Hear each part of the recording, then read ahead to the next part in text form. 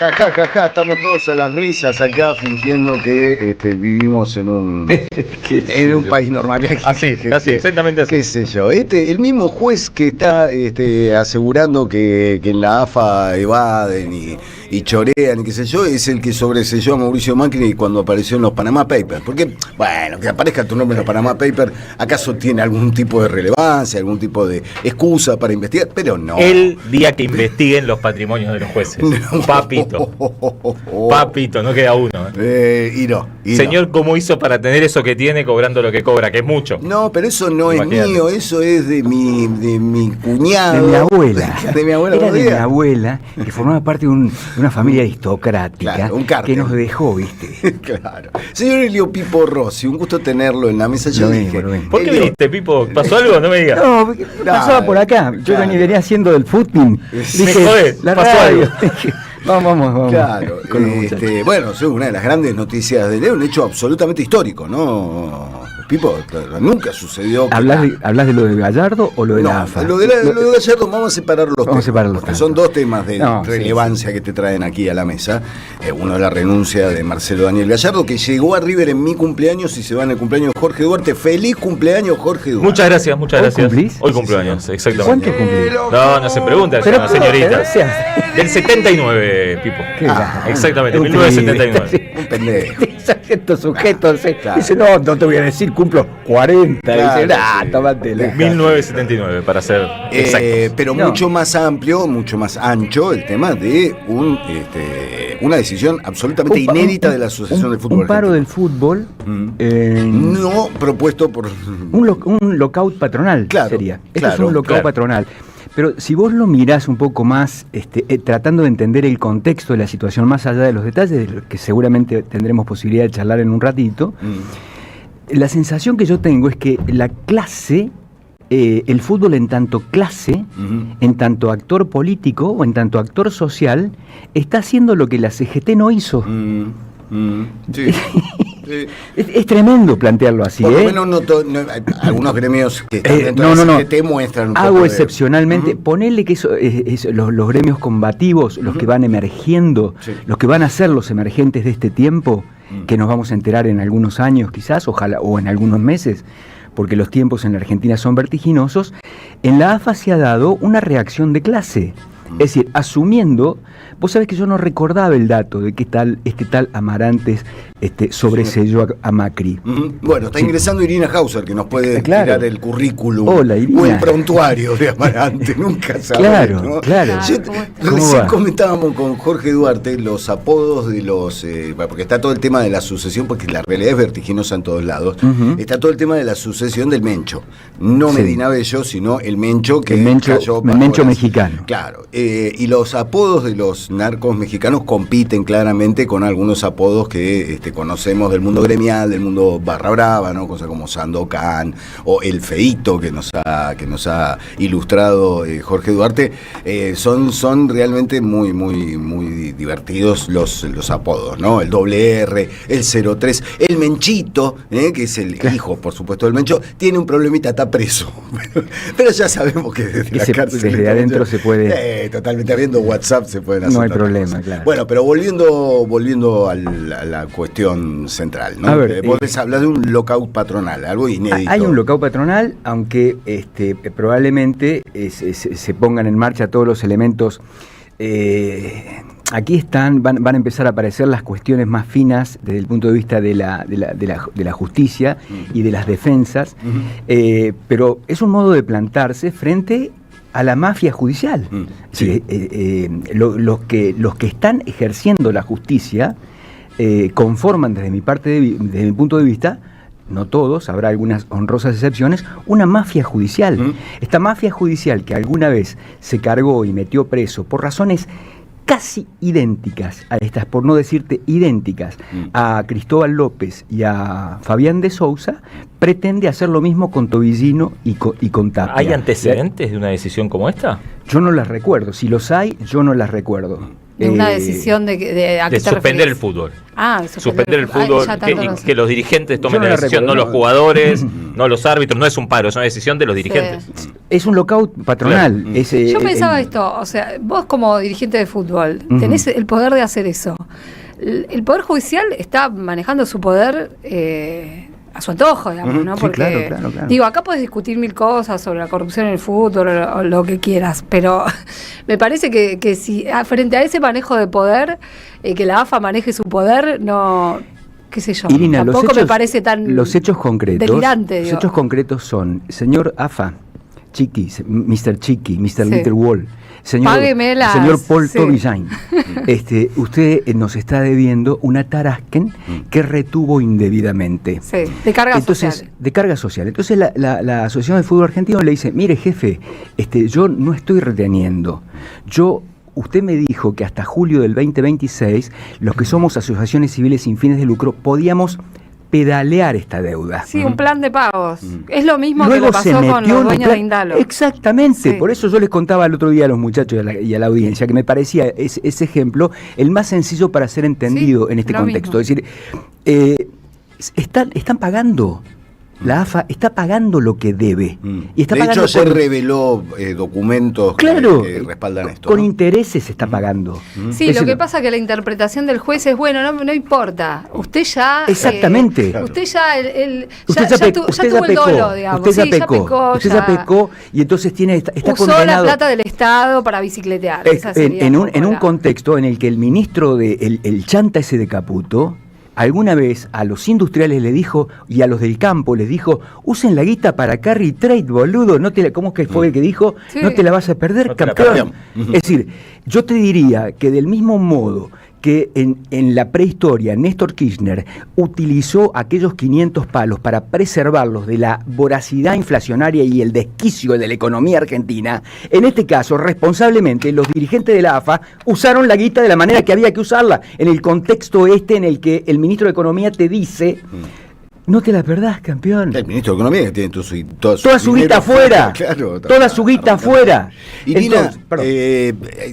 breve currículum prontuario de este señor Diego Amarante. ¿Qué se sabe de este Bueno, señor? Amarante es un juez penal económico que en este momento, ahora les voy a contar un poco la historia, ocupa el cargo de juez en lo penal económico en el juzgado número 5, fue designado en este cargo durante el gobierno de Cristina, Ujú. está concursando para distintos cargos en el Poder Judicial. Me parece que este es un dato fundamental, porque en general cuando vemos este tipo de decisiones de tan alto impacto, buscamos para qué cargo está concursando. Alto impacto, Está digamos, sumando currículum, a favor decís vos. de un gobierno que debería designarlo, ¿no? Sí. Porque recordemos que para designar jueces lo que hace falta es que, más allá de que el Consejo de la Magistratura postule a un juez porque tuvo buenas calificaciones, eleva una terna, después el Poder Ejecutivo elige y el Senado, que está donde el oficialismo está muy cerca de tener... Sí, ayer se los confirmó, 2/3, ayer se claro. confirmó lo que veníamos anticipando, ¿no? Bueno, entonces las chances de que te designe este gobierno son mayores. Él está postulado y bien ubicado para la Cámara de Casación Penal Federal, que es el máximo tribunal penal del país. Es como si fuera abajo de la Corte. Eso es Comodoro Pi. Esto es Comodoro Pi. Comodoro Pi. Sí, exactamente. O sea, pasa a ser una referencia dentro de Comodoro Pi. Absoluta. O sea, la Cámara de Casación Penal Federal, sí, es como si fueran los jefes de todos los jueces de Comodoro Pi, y abajo la Cámara Federal, para la cual también está postulado. Durante muchos años, Amarante trabajó con un juez de la Casación que ya se jubiló cuando Alberto Fernández no le quiso dar acuerdo para 5 años más después que cumplió 75, que era Eduardo Ricci. Yo no sé si se acuerdan de Eduardo Ricci. Me suena. Fue un juez de casación muy controvertido por distintas razones. Había tenido un antecedente de haber trabajado en el Camarón, de la dictadura militar. Exactamente. Ricci. Y y estuvo muchos años, digo hasta la época del gobierno de Alberto Fernández, en la Cámara de Casación Penal. Y uno de los mayores escándalos que tuvo está en juicio ahora, Eduardo Ricci, y bueno, hay algunos interrogantes sobre qué papel pudo haber tenido Amarante en ese momento, que fue el caso de el pago de sobornos por parte de, canalizado por un agente de la CIDE que ya falleció, cuando querían salvar a José Pedraza y a los demás detenidos por el caso de Mariano Ferreira. Ricci aparecía en una serie de escuchas hablando con este agente de la CIDE. El juicio de eso está transcurriendo ahora. Es uno de los mayores escándalos de corrupción del Poder Judicial. Que todo se dispara por la muerte de Mariano Ferreira. Exactamente, bueno, por eso la muerte de Mariano Ferreira ya fue claro. juzgada, pero en el momento que ocurre el hecho, cuando van detenida la patota que estaba vinculada a la Unión Ferroviaria y que además aparece el papel de José Pedraza detrás de ese hecho como posible instigador, y van todos presos, va preso Pedraza también, estaban tratando de digitar a qué sala de la Cámara de Casación le caía la causa, por eso digitaron el concurso y pagaron para eso, y se probó un pago. Bueno, Ricci apareció involucrado en esa historia. Amarante es hijo de un militar que estuvo juzgado por crímenes de lesa humanidad, porque fue jefe de inteligencia del ejército en La Pampa durante el terrorismo de Estado, Juan José Amarante. Terminó con falta de mérito, pero bueno, Amarante se había pedido licencia para ejercer la defensa de su padre, lo cual fue todo muy simbólico, ¿no? Porque justamente de lo que hablábamos era de crímenes de lesa humanidad. Cuento estas dos cosas para mostrar que el caldo, digamos, de dónde viene, tiene estas características. Y entre los antecedentes que podemos contar de él también, quizá uno de los temas más conocidos es el que tuvo que ver con los Panama Papers, donde tuvo la causa contra la familia Macri. Y terminó zafando a todos, Amarante. ¿Por qué será que no me extraña a mí un poco? Bueno, estaban implicados en esa causa no solamente Mauricio Macri, que fue el primero en quedar desvinculado, sino Gianfranco y Mariano Macri, que habían omitido declarar millones de dólares que tenían depositados en el Banco Zafra de Suiza. Incluso también había quedado implicada la mamá, Alicia Blanco Villegas, que blanqueó 25 millones de dólares que tenía en una sociedad. Quedó claro que los negocios se manejaban desde Luxemburgo con otra sociedad en un paraíso fiscal, pero ninguno de los Macri jamás fue llamado a indagatoria. Ni se le prohibió salir del país como a Tapia. No, bueno, igual la prohibición de la salida del país. Es como ridículo. Es para la tribuna. Absurda, Eso para la tribuna. Porque después fue y pidió salir y le dio el permiso, lo que demuestra que vos le prohibís salir del país a alguien cuando hay una posibilidad de que se fugue, cuando decís, bueno, sí tiene tanto poder que se puede fugar, pero Tapia no se puede mover. Es como la tobillera de Cristina. Cristina. ¿Quién cree que Cristina va a escaparse? Es Cristina Fernández de Kirchner. Y el reconocimiento pero para los titulares, para la tribuna. Es que ese es el tema. Aparte, bueno, lo que digo es, si le prohibís salir del país, después va y te pide salir del país y se lo concedes, es obvio que estaba infundada tu decisión. Es una obviedad lo que estoy diciendo, claro. Pero a veces hay que explicar las obviedades. Además le está queriendo prohibir la prohibición de salir del país a un tipo que conduce una asociación que tiene en un mes la finalísima de la selección argentina contra la selección de España. En 100 días tiene el Mundial, ¿no? Un detallecito. Más las múltiples otras cuestiones que hacen a la AFA con la Conmebol, está la NU Flamengo. Pero además el detalle es, supongamos que Tapia hubiera asesinado a alguien. Entonces, vos decís, bueno... Claro. No, es todo tan trucho, tan farsa, tan puesta en escena, tan persecución política, tan intento quedarme con la caja del fútbol. Forma parte tanto de eso. Es un retorno del Assad, ¿no? Que en un momento pareció que habían bajado las pretensiones porque hubo una resistencia de los clubes. Volverá eso. Esto, diría el polaco Goyeneche, esto es dialéctica pura. Esto no se termina, no hay un final. Es dialéctica pura, esto sigue, esto forma parte de otro round. Y en todo caso, como decía Irina al comienzo, bueno, la AFA usa los elementos que tiene para ejercer el poder que le compete, ¿no? Es un negocio porque lo de la SAD es un negocio en todo el mundo, todo el mundo sabe que el fútbol es un negocio que cierra por todos lados, pero además es una manera del gobierno de sacar el eje de la discusión pública de lo que se tendría que estar discutiendo por esta hora. Que estamos hasta las tuercas. Claro, porque por estas horas la discusión pública pasa por otro lado y fundamentalmente por la tensión que se está llevando la economía con la cantidad de despidos que se está generando en todo el país. No hay provincia que no tenga una gran empresa que se esté fundiendo, que no tenga una cadena de proveedores que se esté fundiendo. Lo de las varillas, y Pauni, por favor, ganó con el 75.7%. Digo, pero para eso es muy efectivo el fútbol, para cambiar el eje de la discusión en este sentido, hablar de Chiquitapia. Para mí hasta por ahí nomás.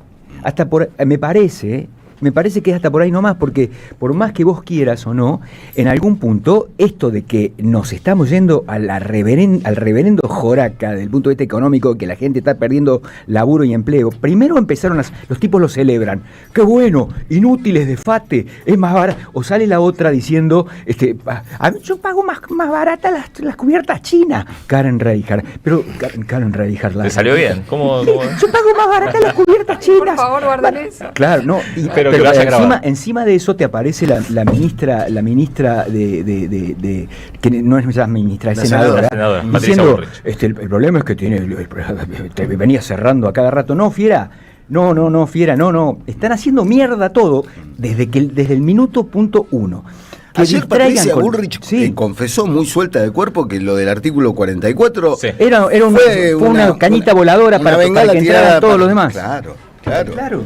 Están, digamos, operando con esa liviandad. Buenos días, señor Raúl Rulo de la Torre. ¿Cómo andan? Vos sabés que ayer leía del cierre de una proveedora de lácteos, una productora de yogures y otros derivados lácteos para otras marcas, 400 empleados, bajo la persiana. Estas son las noticias de todos los días, lo dijiste vos ayer. Estamos hablando de 900.000 empresas por mes cerrando. Claro, todos los días te llega una noticia y además ya estamos hablando FATE 920 empleados, esta productora de lácteos 400 empleados. Ya no estamos hablando de una microempresa o una pyme de 40 empleados. Metalúrgicas, digamos, y lamentablemente se está dando lo que me anticipaban unas semanas atrás.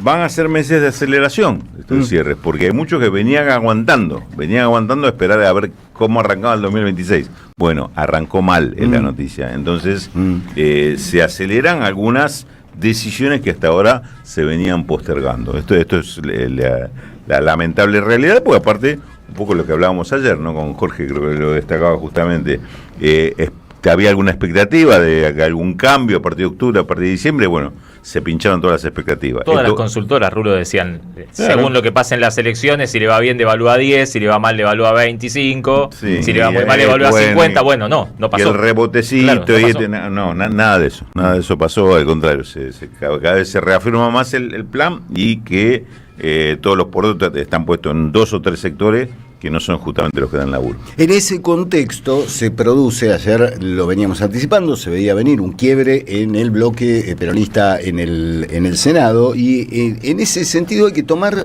y en este contexto hay que tomar el audio número 14, Silvio, las declaraciones de Raúl Jalil alrededor de esto, alrededor de lo que está sucediendo en la economía, y una lectura por lo menos curiosa.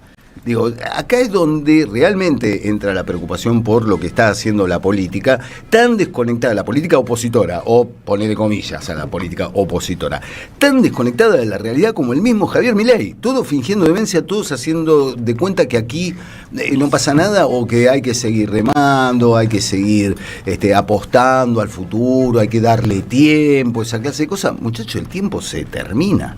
Cuando tenés noticias como el cierre de empresas a mansalva de todos los rubros, o veía ayer un informe en Argentina 12 de un kiosco por día, en el AMBA, ¿no? Acá en la zona del AMBA, un kiosco por día. ¿Qué contexto está analizando? ¿De qué realidad nos está hablando Raúl Jalil, uno de los tipos que está colaborando activamente para que se sancione la ley de esclavitud? ¿Lo tenés, Silvio? Dijo esto. Nosotros, junto con Gustavo Sáenz, Carlos Sadí de Jujuy, Marcelo Rego de San Juan, y Alfredo Cornejo de Mendoza y otras provincias que tienen como Figueroa y el Tinec Petróleo, Santa Cruz, es muy importante la estabilidad de la macroeconomía, porque las inversiones en la minería son a muchos años, no es como sembrar maíz o sembrar soja. Entonces, estabilizar la macroeconomía, algo que lo habíamos hablado cuando Gerardo Zamora era gobernador, o sea, nosotros los gobernadores nunca gastamos más de lo que entra, o sea, creo que eso está bien, hay muchos gobernadores que apoyamos.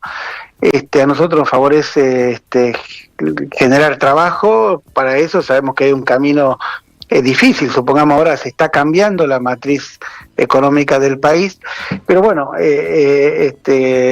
sabemos que hay un periodo de transición y hay que adaptarse rápidamente. Adaptarse rápidamente, generar trabajo. Ayer hablábamos con un especialista en derecho ambiental sobre lo que significaría la sanción de la ley de glaciares, que no genera trabajo. El extractivismo no genera trabajo, o genera una porción genera ínfima, muy poco trabajo. Ínfima. Claro. Y los beneficios de ese trabajo de las grandes multinacionales que se dedican al extractivismo y que este gobierno les regala absolutamente, ¿qué hacen? Se la llevan todo afuera, los beneficios se van afuera. Un poco lo que dice Jalil, es cierto que se necesita estabilidad para las inversiones. Lo que pasa es que no queda claro cómo va a dar estabilidad esta reforma laboral. Más bien todo lo contrario, lo que va a generar es una inestabilidad fenomenal, porque van a ir todos a la justicia o a la conflictividad en los lugares de trabajo. Porque lo otro que va a pasar es que si descentralizás la negociación colectiva, muy posiblemente dispare la conflictividad en los lugares de trabajo, porque no vas a tener un centro para discutir cualquier cuestión que esté vinculado a una negociación por rama o por actividad. Entonces vas a tener que ir establecimiento por establecimiento discutiendo. En este mismo contexto, ya con Irina tocamos algunos temas, con Pipo también, sobre lo que está sucediendo dentro del mismo Poder Judicial, dentro de la justicia, estos movimientos, estas cuestiones que también hacen al tablero y están, hay una, dentro de la ley de reforma laboral aparece un hecho que pega de lleno en el Poder Judicial, que uno se pregunta, bueno, cuál será la reacción frente a estas decisiones de Javier Milei. Vamos a hablar con Andrea García Bior, que es jueza del fuero laboral, porque el fuero laboral es precisamente lo que el gobierno pretende disolver directamente con la ley. Andrea, muy buenos días. Aquí Eduardo Fabregat, Irina Hauser, todo el equipo de Siempre Soy, te saludamos. Gracias por atendernos. Buenos días y muchísimas gracias a ustedes por darnos este espacio de difusión. Una de las novedades recientes ahora es que se tomó el edificio de la Justicia Nacional del Trabajo, los judiciales, en reacción a este proyecto del gobierno. ¿Cómo fue esto? Claro, esas son medidas que dispuso la Unión de Empleados de la Justicia de la Nación de manera espontánea y muy rápida en el día de ayer.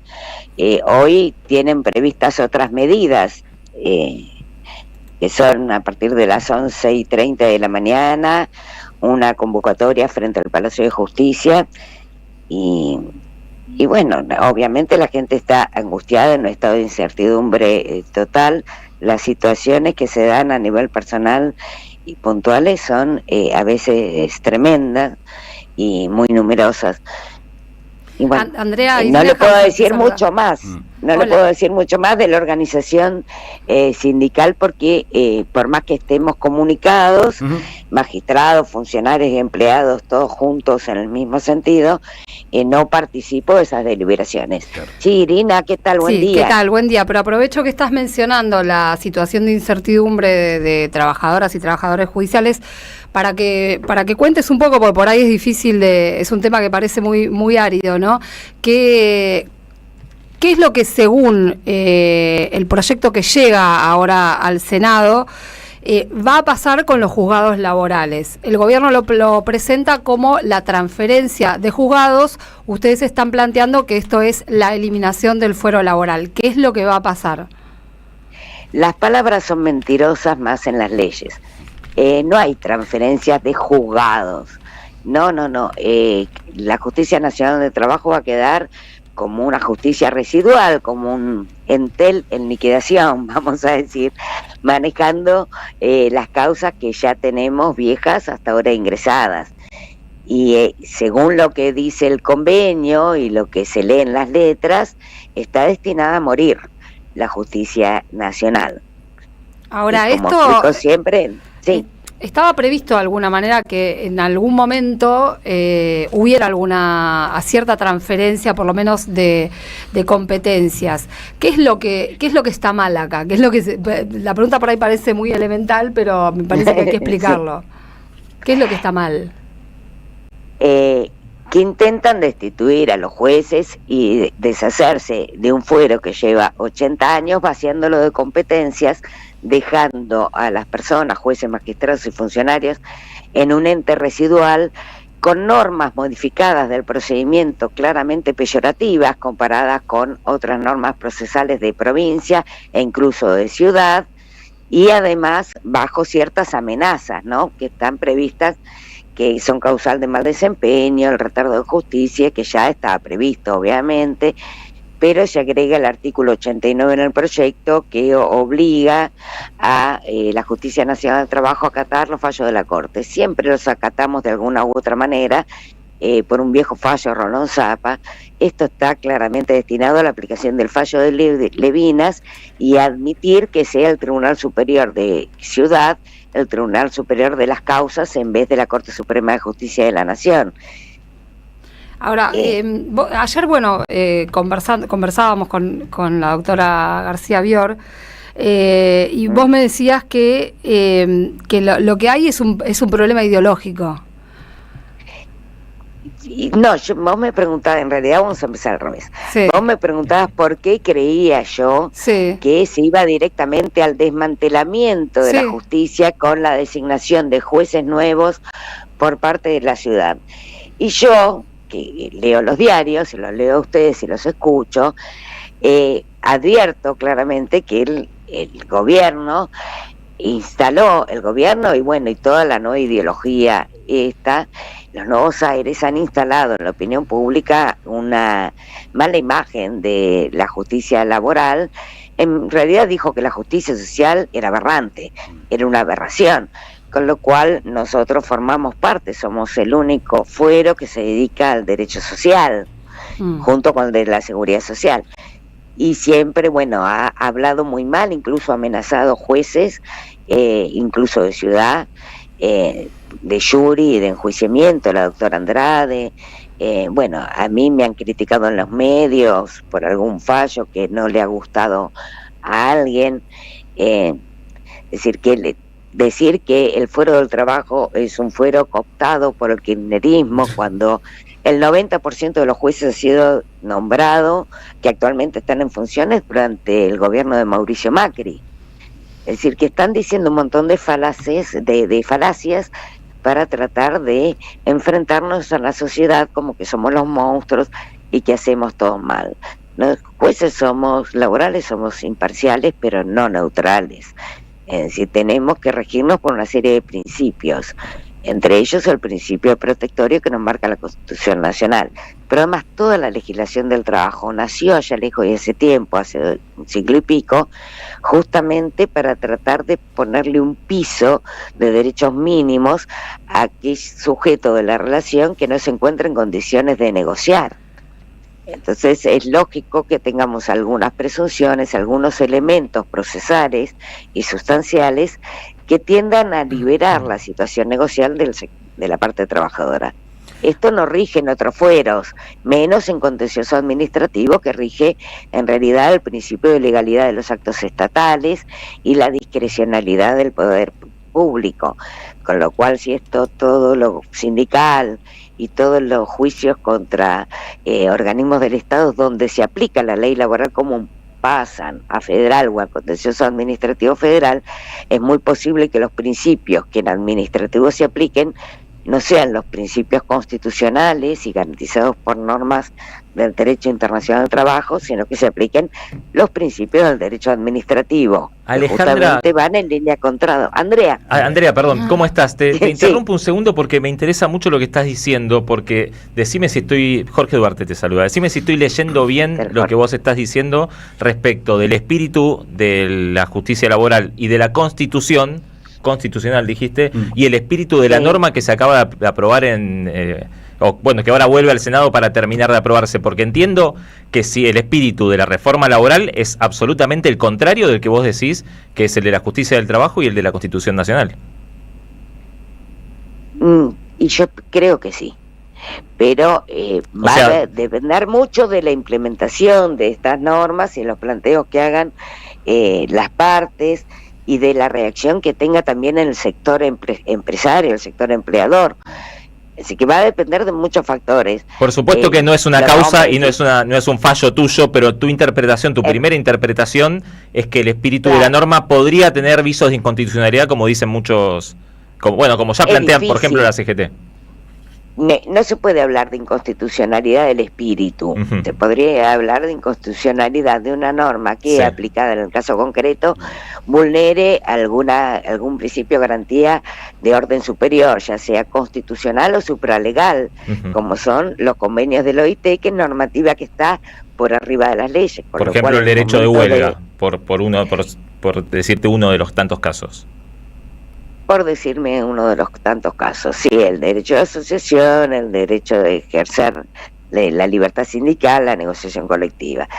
Hay muchos principios que rigen el derecho colectivo del trabajo, y justamente lo grueso, lo grave de este acuerdo que ahora va a pasar al Poder Legislativo de Cava para su homologación, es justamente que se mete el Poder Ejecutivo de Nación y de la Ciudad de Buenos Aires a acordar entre ellos la asignación de todo lo que corresponde al derecho colectivo del trabajo a contencioso administrativo federal.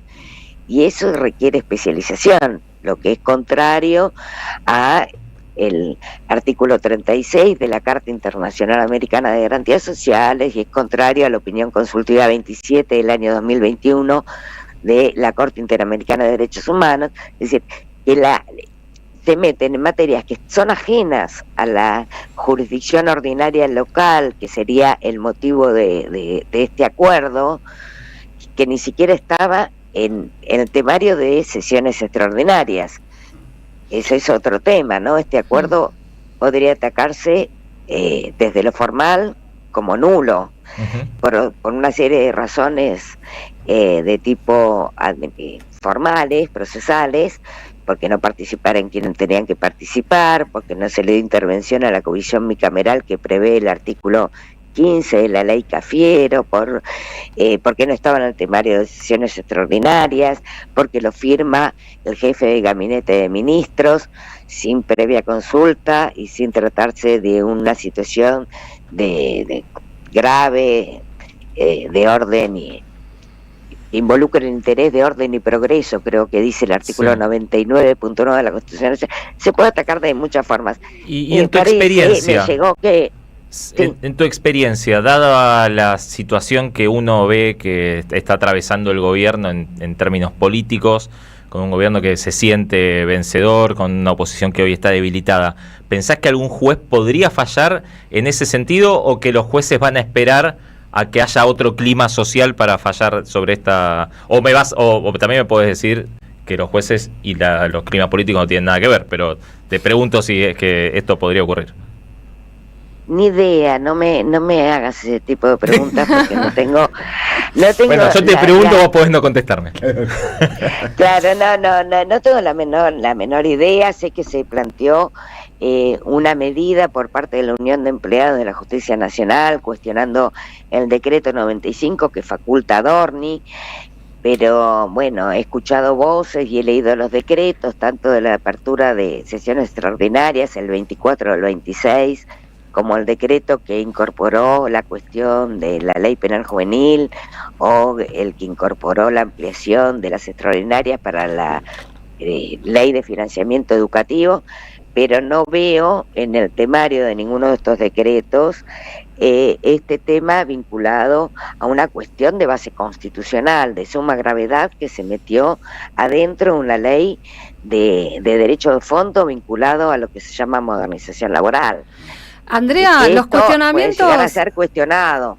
Lo que te iba a preguntar es esto, los cuestionamientos a la ley de reforma, ya sea a la ley de modernización, en las cuestiones que señalaba Jorge, o incluso en esta disolución de los tribunales del trabajo, ¿qué fuero los va a resolver? Ay, qué pregunta difícil. Lo estuvimos charlando y ahora me hace. Pero la gente no escucha nuestra conversación cuando hablamos para página 12, Andrea. Bueno, te digo, eso va a traer conflictos de competencia necesariamente, porque el contenido de esta disolución del Fuero Nacional del Trabajo se dividió parte en la ley de modernización y parte en el acuerdo que se aprobó, que se va a aprobar ahora en pocos días por el Congreso de la Nación. Dentro de la ley hay un artículo, que es el artículo 90, que aprueba el convenio y dice en un segundo párrafo que se derogarían todas las normas que se opongan al acuerdo. Lo cierto es que el acuerdo aún no está formalizado, depende del que obtenga la aprobación en la legislatura de la ciudad y depende también de que se celebre un primer convenio de transferencia de recursos, con lo cual ese acuerdo todavía no existe. Y es en el acuerdo donde se le quitan facultades a la Justicia Nacional del Trabajo para intervenir en cuestiones de derecho colectivo. Todas las acciones de tipo iniciadas por las organizaciones gremiales que se puedan entablar con relación a la reforma, parecería que en principio entrarían dentro de la Justicia Nacional del Trabajo, pero eso va a depender de la interpretación que hagan los jueces de este artículo 90 en su segundo párrafo. Así que va a traer conflictos, porque según el acuerdo, la competencia sería de contencioso administrativo federal. Así que puede ser que si lo plantean en laboral va a tener conflictos, y es muy posible que termine finalmente en contencioso administrativo federal, lo que es los cuestionamientos de la reforma. Ahora los cuestionamientos en cuanto al traspaso, creo que la materia no es laboral, pero tendría que ver cómo se hace, cómo se formula, se planteó para ver si se dan las pautas atributivas de competencia. No lo puedo adelantar. Claro. Pero supongo que si estamos involucrados nosotros, los jueces, que estamos a punto de perder el trabajo, que no sé qué vamos a hacer, tendríamos que excusarnos, no sería razonable intervenir en una causa donde nosotros también estamos involucrados. Uno de los argumentos que usa el gobierno, el oficialismo, es el famoso de la industria del juicio. Sí. ¿Existe tal cosa? ¿Cuál es tu interpretación? Mira, nunca existió, pero se instaló como idea muy fuerte y la sociedad lo consumió, lo instaló y lo sostiene, pero sin bases ciertas, porque en realidad los trabajadores acá y en la China evitan el juicio siempre, porque le quedan los antecedentes, porque la justicia tarda, y más ahora que está desmembrada, tenemos muchísimos cargos vacantes. Entonces tratan de no iniciar juicios, y lo cierto es que no sé cuál era el porcentaje exacto, pero es menos del 2% de las personas que tienen derecho a reclamar las que reclaman. Es decir, que se reclama ya sobre una situación de pérdida del empleo seguro, porque antes no pueden reclamar, obviamente. Antes, por una mejora de salarios o por la falta de pago de salarios, no reclaman porque saben que van a ser despedidos. Así que la mayoría reclama una vez vencido el juicio, como yo digo, sobre la leche, vencido el juicio, finalizado el contrato, es decir, sobre la leche derramada. Así que la cantidad de juicios siempre es muy poca con relación a la cantidad de personas que pueden hacerlo.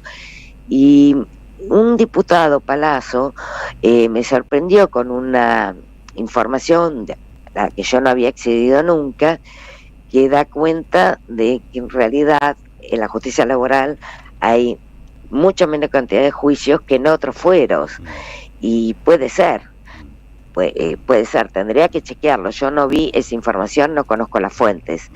Sí me doy cuenta por la cantidad de personas que están en relación de dependencia y que están informadas por los organismos, en la encuesta permanente de hogares, por ejemplo, y la cantidad de personas que accionan. Nosotros tenemos un ingreso importante, son unas 58.000 causas o 60.000, dicen algunos, promedio mensuales actualmente. Hubo años en que tuvimos 100.000 causas, ¿no?, que ingresaban mensualmente. Eso va variando según los climas de época y las conflictividades. Como tantas otras cosas, no se ha instalado un eslogan sin una base sólida empírica, ¿no? Se habla de industria del juicio, se vende muy fácil lo de industria del juicio y mucha gente lo compra. Claro, pero nadie lo logra explicar. Yo lo que me gustaría debatir en algún momento con alguien que me dé las pautas en base a las cuales sostiene que la gente litiga sin razón o que litigan más personas de las que tendrían derecho a hacerlo. Porque piensan que los jueces y los abogados son promotores. Yo creo que es la industria del incumplimiento patronal que de alguna manera está motorizado por una corriente ideológica que avala el incumplimiento y la evasión. Los evasores son héroes nacionales. Yo creo que más por ese lado, la industria del incumplimiento y no la industria, como dicen algunos colegas, algunos profesores que hablan siempre de la industria del incumplimiento. A mí no me gusta usar esas palabras, ni de industria de un lado ni industria del otro. Sé que hay incumplimiento y hay incumplimientos que pueden llegar a ser entendibles y otros para nada. Doctora García Bior, muchas gracias por el tiempo, por la claridad y bueno, seguiremos muy atentamente esta cuestión que afecta centralmente a millones de personas, ¿no? La afectación del fuero laboral puede significar, y ni hablar de la sanción de esta ley. Muchas gracias por su tiempo. Muchísimas gracias a ustedes. Hasta luego. Andrea García Bior, en comunicación con Siempre Soy, jueza del fuero laboral frente a lo que se viene. Muy didáctica. No, sí. Claro. Muy didáctico. Lo que pasa es que vos date cuenta cómo este didactismo pierde frente al eslogan vacío, ¿no? Frente al zócalo de la industria. Es que yo la vi igual cuando la citaron para exponer en la comisión de legislación laboral de diputados, le dieron 5 minutos. Claro. Casi no la dejaron hablar y pasaron al otro mientras repartían los dictámenes. No la dejes hablar que sabe.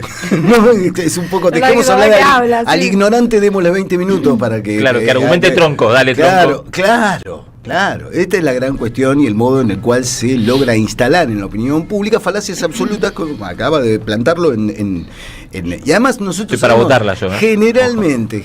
Nos faltan tantos candidatos. El laburante que se mete en un juicio y sabe que si lo gana, lo va a ganar dentro de 3 años, y mientras tanto de que vivís, y como acaba de decir la doctora García Bior, queda el antecedente de un tipo conflictivo. El laburante no juega la industria del juicio, eso juega en la mente de estos tipos que son tramposos por naturaleza, entonces solo tienden a pensar, ¿no? El ladrón siempre piensa que el otro es de su condición, es eso, en la cabeza del tipo que está acostumbrado a la trampa, al además incumplimiento de la empresa. El aumento del trabajo no registrado disuade de hacer juicios. Claro.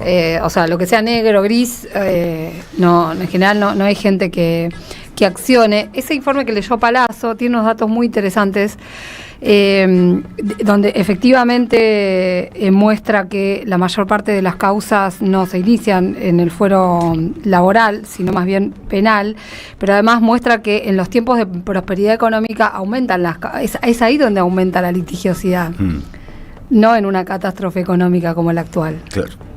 Aparte es un poco antipático decirlo, pero casi todas las empresas que dicen mirá el juicio que me llegó, por lo general el juicio surge 99% de los casos de incumplimiento de la legislación laboral. La verdad que, hermano, si vos tenés en blanco al trabajador y le pagás lo que tenés que pagar, no hay mucha chance de que tengas un juicio laboral, y en caso de que lo tengas va a ser diminuto, no va a ser un juicio que te haga... ¿Y quién tiene espalda para bancar a que salga la demanda 3 años después? ¿La empresa o el laburante? Sí, la empresa, claramente. Y claro. además, ¿por qué se llama blanqueo?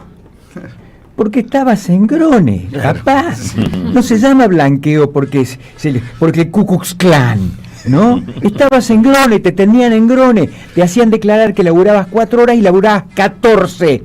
Y las otras... Te pagaban 3 por recibo de sueldo y el resto anda a cobrarla.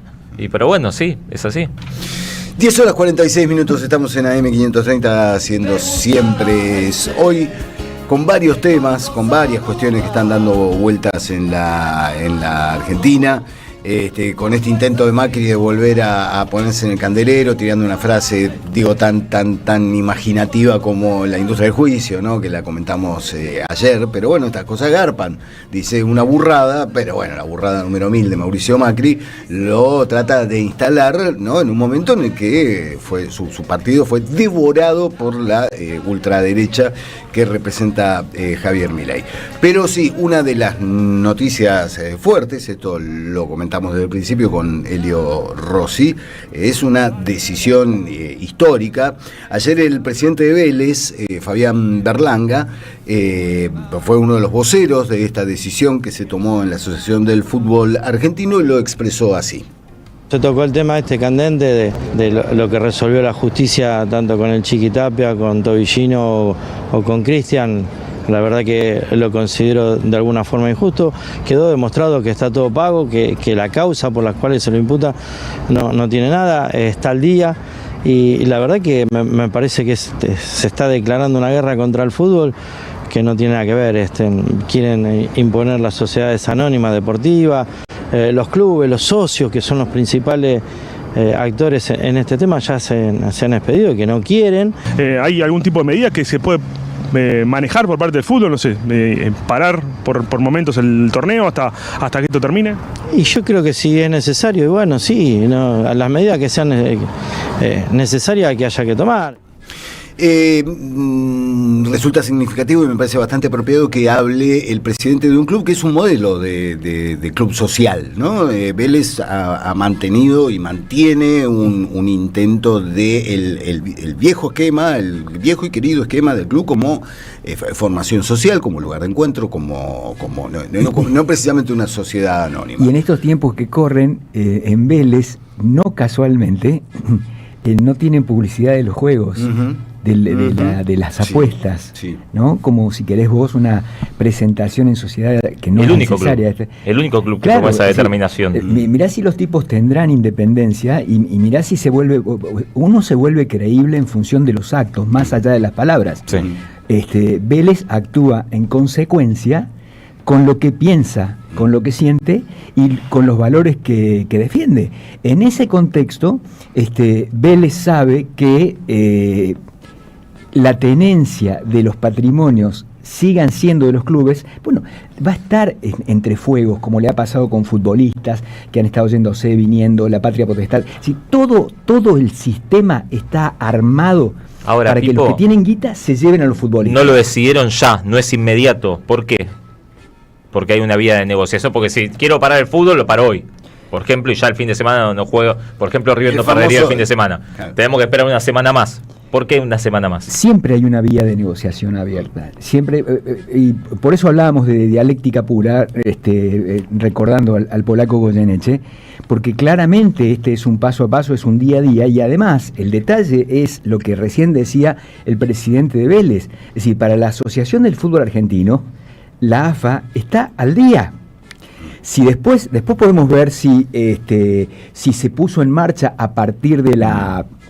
¿Cómo se dice cuando te mandan una intimación? Si podemos discutir respecto de, miren, ustedes cometieron un pecado, como decíamos con Irina al comienzo de la jornada de hoy, ustedes cometieron un pecado y por ese pecado tienen que pagar por más que se hayan puesto al día. Pero la cuestión es que la AFA está al día. Y lo que no están dispuestos es a este chantaje, a este apriete, que te lleva, mirá vos, yo no conocía los antecedentes del papá del juez que está actuando, un tipo que lo tenés allá en el Camarón. Es muy impresionante esto. No, el del Camarón era su jefe, Rigi. Sí, Eduardo Rigi. Perdón, Rigi. Sí. Pero vos sabés que me lleva inmediatamente, yo siento que estamos gobernados por una parodia nazi, ¿no? En serio lo digo con toda sinceridad, una parodia nazi que hace con muchísima capacidad de daño, como está demostrando en este. ¿Qué hacían los nazis? Primero te ponían preso y después se quedaban con tus cosas. Primero te ponían preso por lo que fueres, porque eras judío, porque eras mexicano, porque eras, bueno, lo que fuere, y después se quedaban con tus cosas. Estos van por las cajas, están haciendo lo mismo. Y con la AFA están ejecutando el modo que tienen de ejecutar, que es el apriete a través de lo impuestos, los pagos, la falta de pagos de impuestos, etcétera, etcétera, que no es tal, pero fuerzan la situación. Dicen, no, usted no pagó, págueme, y págueme cash, y págueme con intereses. Bueno, te pago con intereses. No, pero usted debió haberme pagado hace 20 días. Es decir, te van corriendo el arco. De un modo además que no le corren a ningún otro absolutamente. Ninguna otra entidad o particular que tenga problemas de pago de impuestos, ¿no? Entonces, bueno, los tipos tendrán que explicar determinadas cosas. Bueno, que las expliquen. Pero que las expliquen todos, ¿no? Claro. Los tipos tienen que explicar que tienen un montón de autos de antigüedad y qué sé yo, de la cara. Pero por eso tenés que dar la cara, no por ninguna otra cosa, y mucho menos con este trasfondo de yo me quiero quedar con tu caja, aprovechando esto que estoy haciendo, este arrasamiento que estoy provocando con todos. En el caso del fútbol, quieren quedarse con los clubes. Lo que quieren es que ese negocio descomunal que es el fútbol, bueno, Macri lo hizo en Boca, inventó el formato en su momento de el Fondo Común de Inversiones. Tinelli lo hizo en San Lorenzo. Hizo un fideicomiso. Preguntale, la particularidad. Juan González suele decir cómo es visto Tinelli que en San Lorenzo no puede ni pisar la puerta. Pero para las pérdidas, voy a decir a lo Bernardo, las pérdidas del fideicomiso de San Lorenzo las garpaba el club. Las ganancias, adivina dónde iban. Es muy jodido esto. Es muy jodido. Estamos frente a ladrones ladrones con placa, ladrones con voto político, ladrones con votos que se apoderan utilizando el brazo armado de la justicia, en este caso de la justicia que quiere se empeña en decirle a la Asociación de Fútbol Argentino que tiene que pagar impuestos que no pagó y entró en la moratoria. Y ya las está pagando. Y como dijo el presidente, están al día. El manoteo es generalizado, ¿no? Digo, porque una de las grandes discusiones con la ley laboral es cómo se va a tomar fondos jubilatorios para financiar los despidos de las empresas privadas. Claro. O sea, el manoteo es como un modus operandi. Que hay una narrativa que termina justificando el resto de las decisiones. En este caso, la narrativa de que el fútbol funciona mal, me parece que tiene peso para que el gobierno avance con... Yo sé que pero una cosa es una cosa. Cuando discutimos con Dani, a Dani le parece que Chiquitapia está en la línea de sucesión después de Perón, San Martín. A mí la gestión del Chiquitapia del fútbol me parece espantosa. Para los hinchas de fútbol, para mí que voy a la cancha todos los partidos de River, me parece un horror. No solo porque pierda River, sino porque un montón de decisiones que se tomaron. Porque eso no tiene la culpa de Chiquitapia, pero claro, un montón de decisiones que se tomaron en un campeonato que no se sabe contra quién se juega, no sabe cómo jugás, nunca definí de local. No hay más hinchas que vean a su equipo campeón de local. Y además los porque árbitros. Porque a Chiquitapia se le ocurrió que se definen de otra manera. Los árbitros, la discrecionalidad. Este verso de la tecnología que nos va a ayudar, me hacen acordar a Alberto Fernández. Vamos a salir mujeres, mejores. El verso de que la tecnología te ayuda a ser más pristino y más justo, lo que en los hechos sucede es termina dándole más discrecionalidad al tipo que cobra. Yo veo que el 6 no estira la mano lo suficiente. Claro. El tipo impide que la pelota entre. ¡No es penal! Claro. El VAR detiene. Está en Orsay, ya tiene la mitad del codo en Orsay. El offside del otro día ¿de quién fue que también fue un nombre? El chico de Lanús. Sí. El pibe de Lanús hace 3 goles. Me hizo acordar a Lautaro en el primer partido de Argentina. Hizo 3 goles, le anularon 2. Argentina debía ir ganando 4-0, iba perdiendo 1-0, boludo. El otro día Lanús, que yo no entiendo a los hinchas de Lanús, le tiran muchísimo la bronca al equipo y los tipos están dando cara en la final, pero eso es harina de otro costal. No, pero lo que digo es que esto no nos tape la discusión de que el fútbol está mal, porque si no lo arreglamos nosotros, después justificamos que venga otro y lo arreglen de la manera que quieran. Ya pasó con un montón de cosas. Porque vos la haces mal, después viene otro y la arregla de otra manera y te dice porque funcionaba mal, lo hubieses arreglado vos. Bueno, hay que darse cuenta que no está funcionando esto. No, de los 30 equipos, de repente jugás contra un equipo que no sabe que existía. Yo le mando un abrazo enorme a los hinchas que tiene de Gimnasia de Mendoza, pero yo me enteré de su existencia ahora porque hay 700 equipos en primera. No puede ser, viejo. No puede haber 700 equipos en primera. Hay 200 equipos en la B Nacional. Mis amigos que son hinchas de Quilmes, de la B Nacional, tuvieron 4 meses sin poder ir a la cancha porque los equipos no juegan. Claro. No juegan. Esas cosas no van. Porque eso tiene que ver, mi estimado amigo, con la cuestión del negocio del fútbol.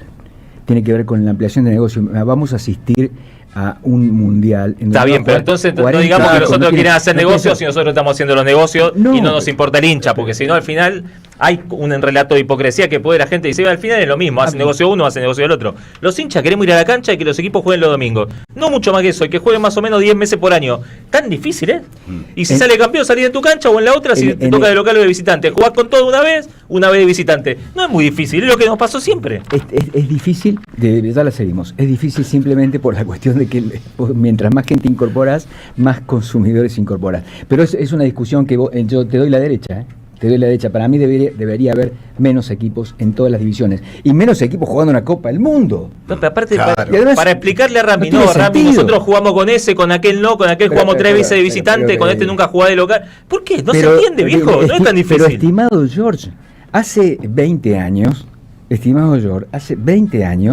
jugaba Independiente contra el Ajax de Holanda.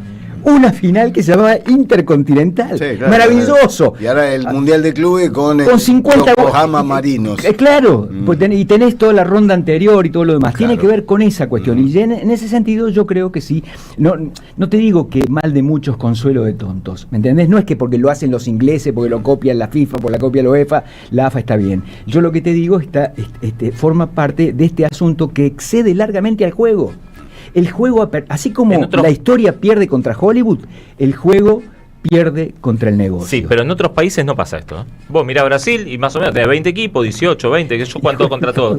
Mirá todas las otras ligas y todo solo nosotros somos unos genios nosotros que jugamos de otra manera. Juegan todos los días, boludo. Bueno, y acá también se juega todos los días, pero no saben ni con quién jugar. Pero los brasileños tampoco. Nos guardamos el tema de Marcelo Daniel Gallardo para dentro de un rato, y los posibles sucesores. Antes le quiero agradecer a Café Bantú, el café de la radio, por el aroma y el sabor de cada mañana. Pruébalo en tu casa, también en la oficina. Café de especialidad y máquinas expendedoras de última generación. Síganlo, pueden pedir todo esto en www.cafebantú.com.ar o en Instagram, @cafebantú, una leyenda de aromas y sabores que inspira. Bantú. Y por último también les quiero recordar a todos ustedes, tenemos las ofertas del día en ECAS, recuerden que ustedes pueden ir al abasto de Villa Crespo, en Serrano 461, ese es mi abasto de ECAS, en Almagro Díaz Vélez 3761, en Arana 293 en Monte Grande y en La Matanza, en San Justo, Monseñor Bufano 2201. Pueden seguirlo en las redes, sí. Una albaquita. Sí. Que los que te atienden te dicen, la tenés que poner en agua. Claro. Y entonces te va a durar. Que además vos entras a tu cocina, está la albahaca en agua y hay un olorcito, sí, un aroma. Claro. Y bueno, vas a cortar un quesito. El aroma de la albahaca es una película iraní que, bueno, claro, sí. Básicamente crece una planta de albahaca. Durante 722.000 años. Claro, sí, en tiempo real, no, son 8 horas de ver crecer una planta de albahaca que representa, bueno, lo que significa el reverdecer lo hablamos lo debatimos con Luciano Monteagudo la semana próxima. La película Madre, una película checa, que es un relato en off, claro, de una cámara bajando una montaña. Sí. Sí, se escucha en checo un relato. Y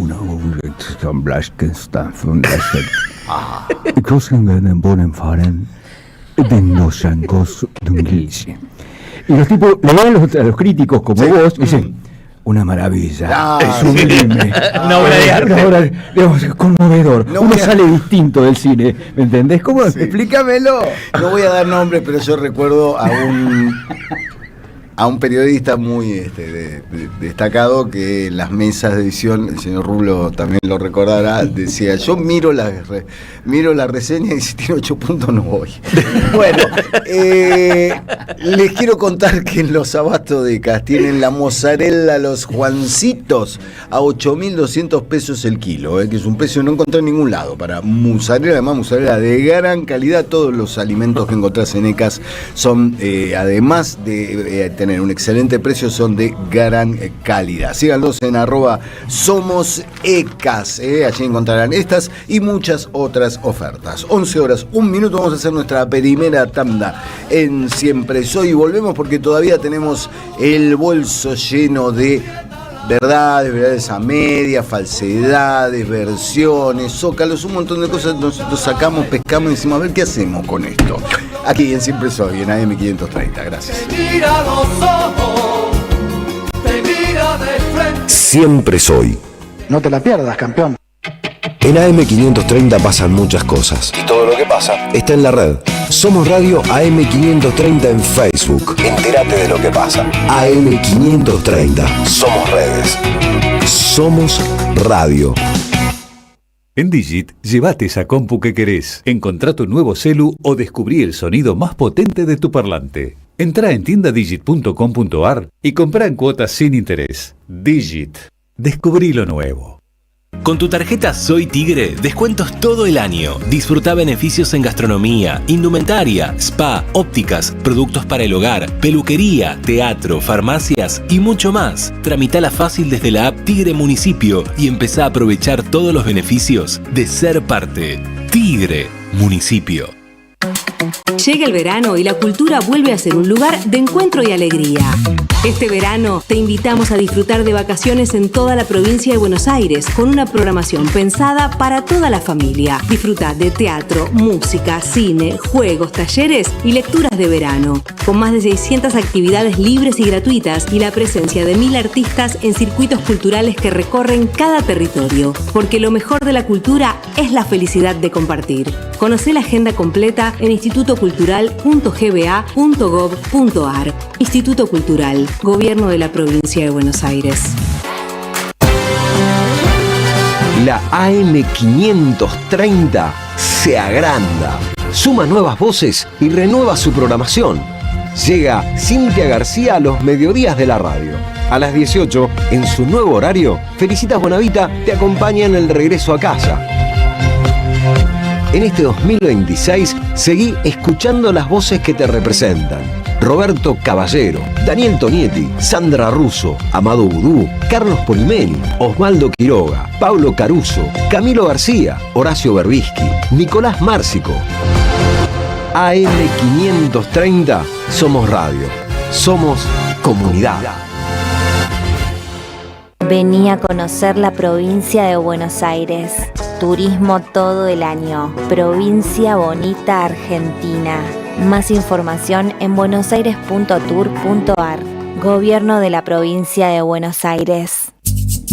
El verano se vive en Avellaneda. Los fines de semana los invitamos al Parque La Estación para compartir grandes propuestas y disfrutar a pleno. Habrá bandas en vivo, food trucks y la Feria de la Economía Social y Popular. Los esperamos cada sábado y domingo a partir de las 18 horas en Avenida Güemes al 700. Entrada libre y gratuita. Municipalidad de Avellaneda. Mi lugar, nuestra casa.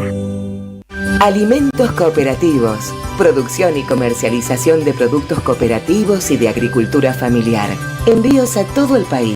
Por pedido, envía tu mensaje al 11 34 31 2928. Seguinos en Instagram como @alimentoscooperativos. El sabor que te acompaña es Café Bantú. El aroma en la mañana de Café Bantú. Bantú. Siempre soy. Subimos la antena.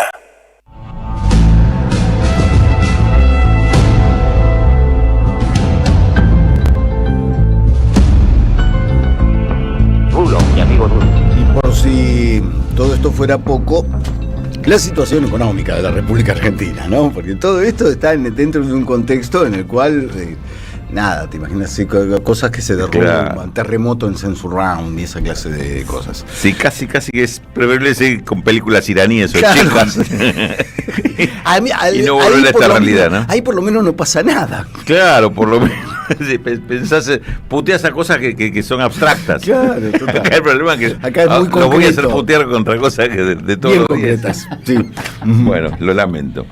Vamos a un tema que siempre es apasionante cuando lo da vuelta y le buscas la realidad que tiene detrás, que son las estadísticas oficiales. En este caso, lo que salió ayer, y es interesante por lo que le voy a contar ahora, las estadísticas, la canasta básica de alimentos y canasta básica total de la Ciudad de Buenos Aires, que son esto, lo que definen la línea de pobreza y la línea de indigencia. ¿Qué está pasando con eso?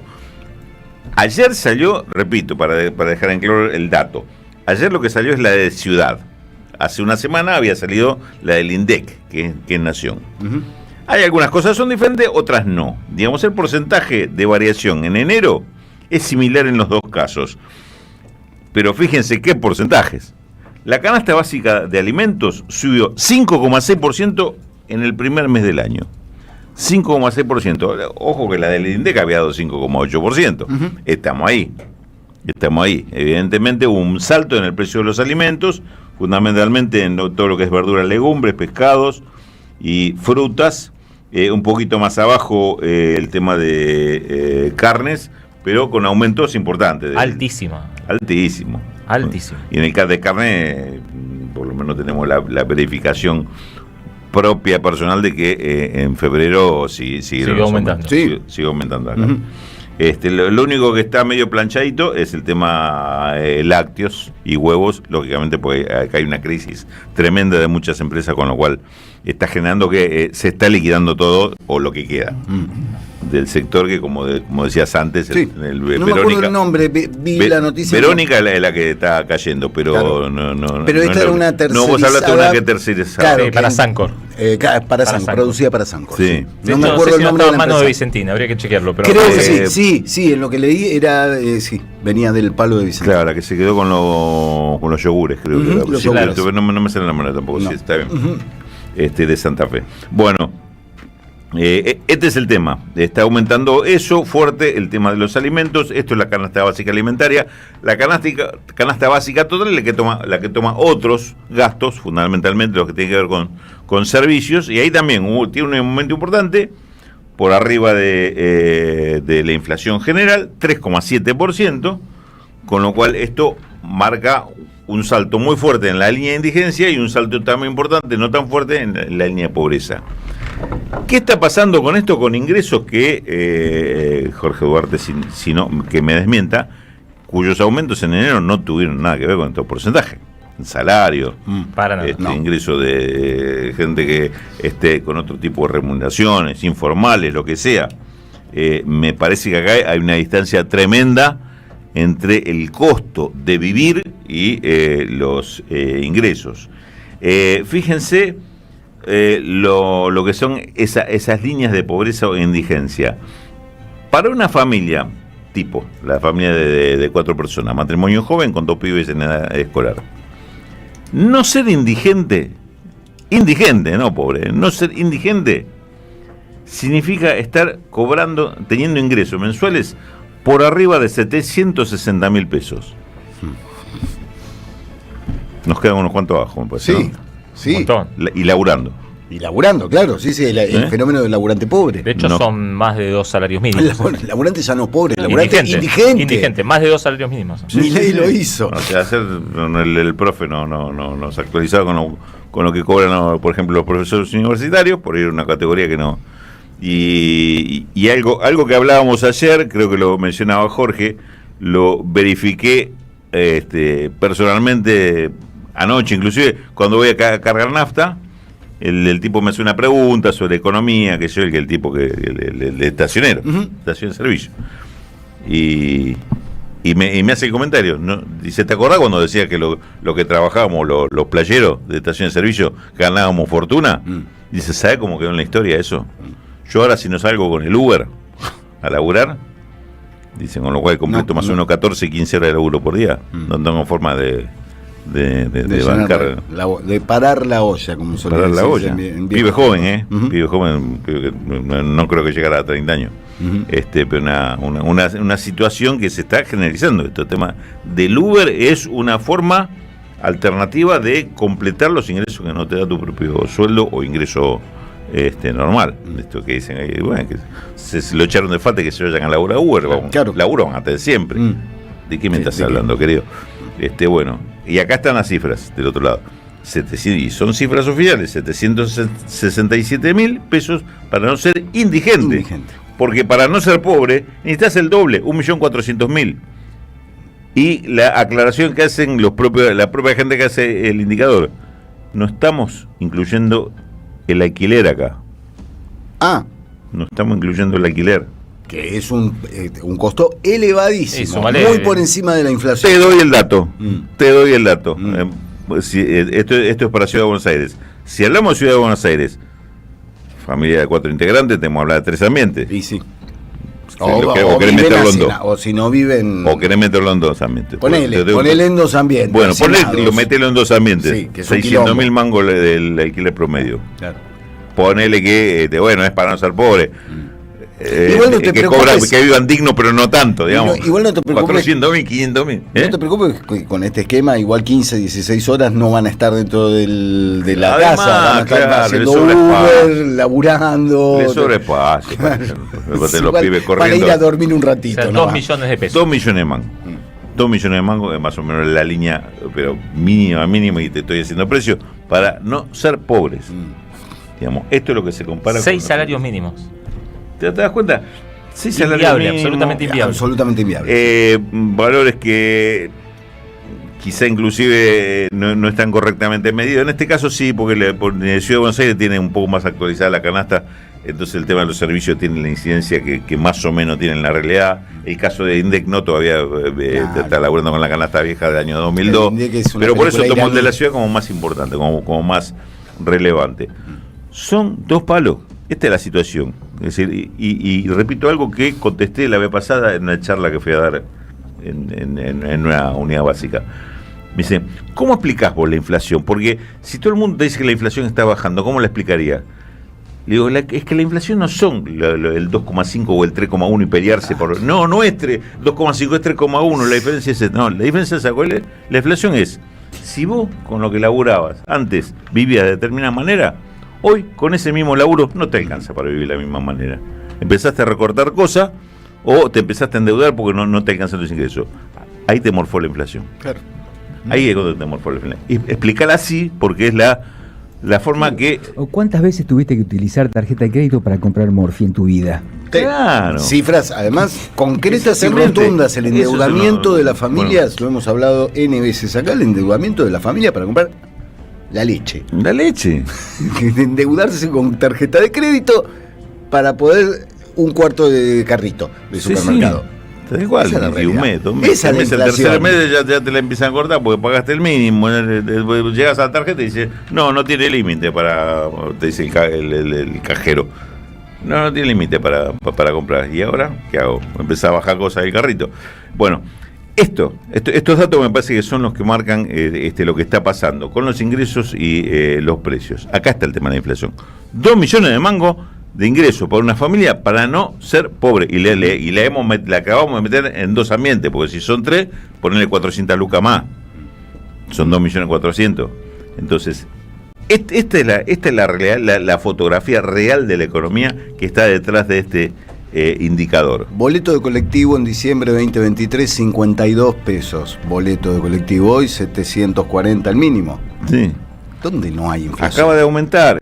¿Dónde no hay eso inflación? va a ir al indicador del mes que viene. Es decir, lo podemos anticipar, damos anticipo, no es un breaking news, pero febrero va a ser peor que enero. Claro. Y así. Y después, probablemente marzo sea peor. Entonces, este es el drama que empieza a vivirse social, que es el tema de que hasta dónde te puedes achicar, hasta dónde te vas a achicar o qué es lo que va a pasar con todo esto. Son es lo que yo veo como síntomas muy sensibles de una realidad que está muy cerquita de la explosión. Muy cerquita de la explosión. Por situaciones que se empiezan a convertir en intolerantes y son situaciones masivas. Bueno, estamos hablando... Límites. Claro, porque ni lo de FATE son 900 tipos que están aislados del resto y dice, bueno, es una empresa que le fue mal o lo mató la competencia. Además son 920 familias. 920 familias, pero aparte son muchas más, por lo que decíamos.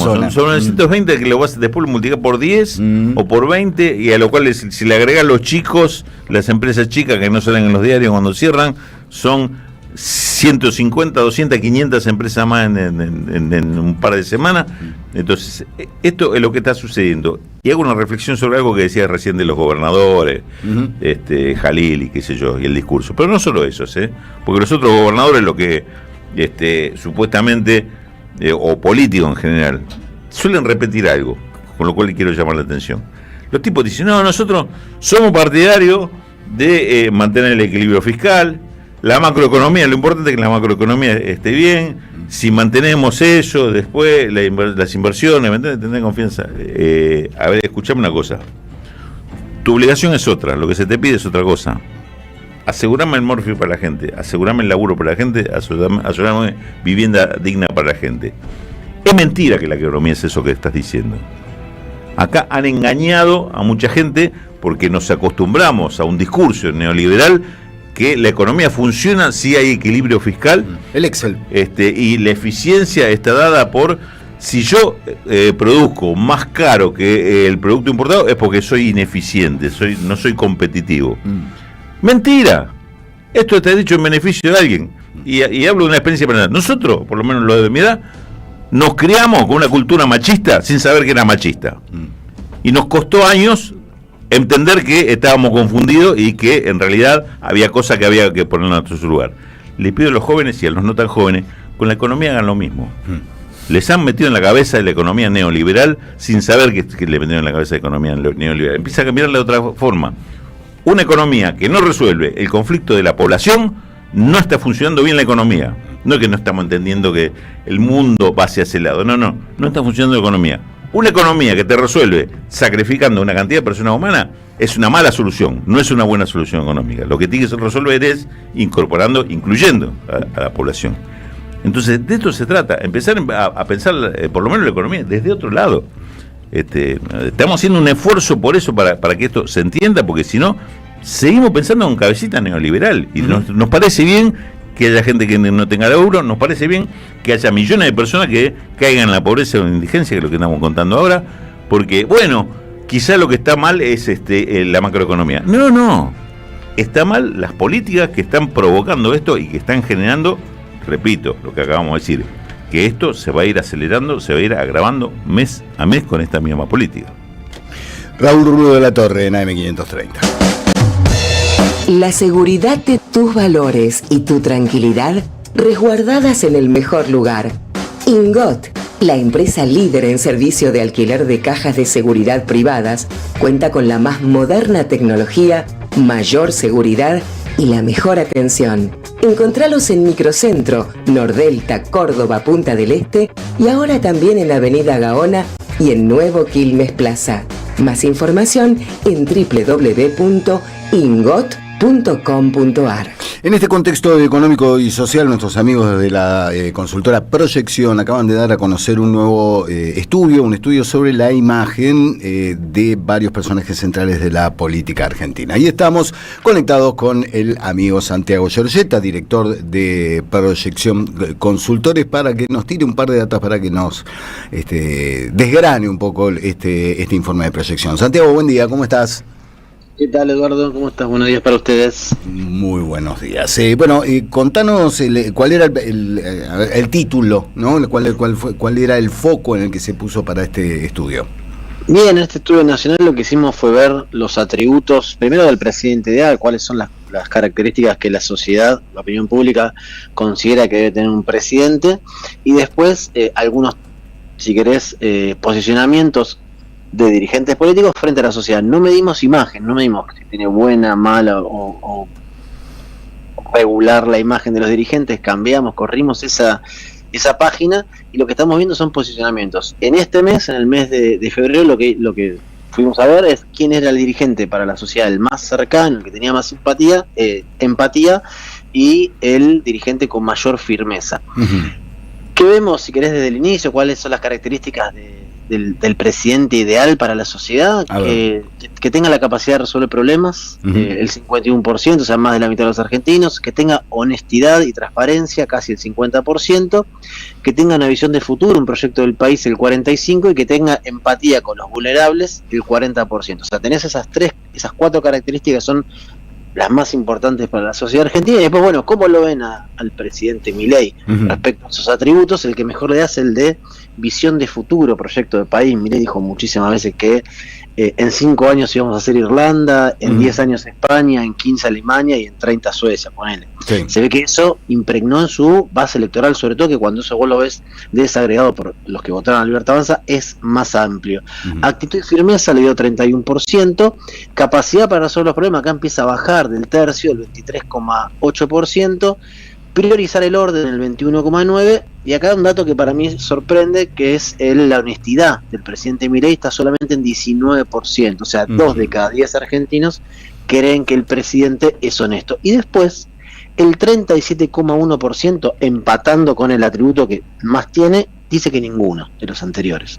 O sea, no son buenos números en relación a cómo considera en general la sociedad a un presidente ideal. Los de Javier Milei sí están muy exacerbados dentro de su propio votante. Claro. Por visión de futuro, proyecto de país, los votantes de Victoria Avanza, 7 de cada 10 creen que Milei ese es su principal atributo.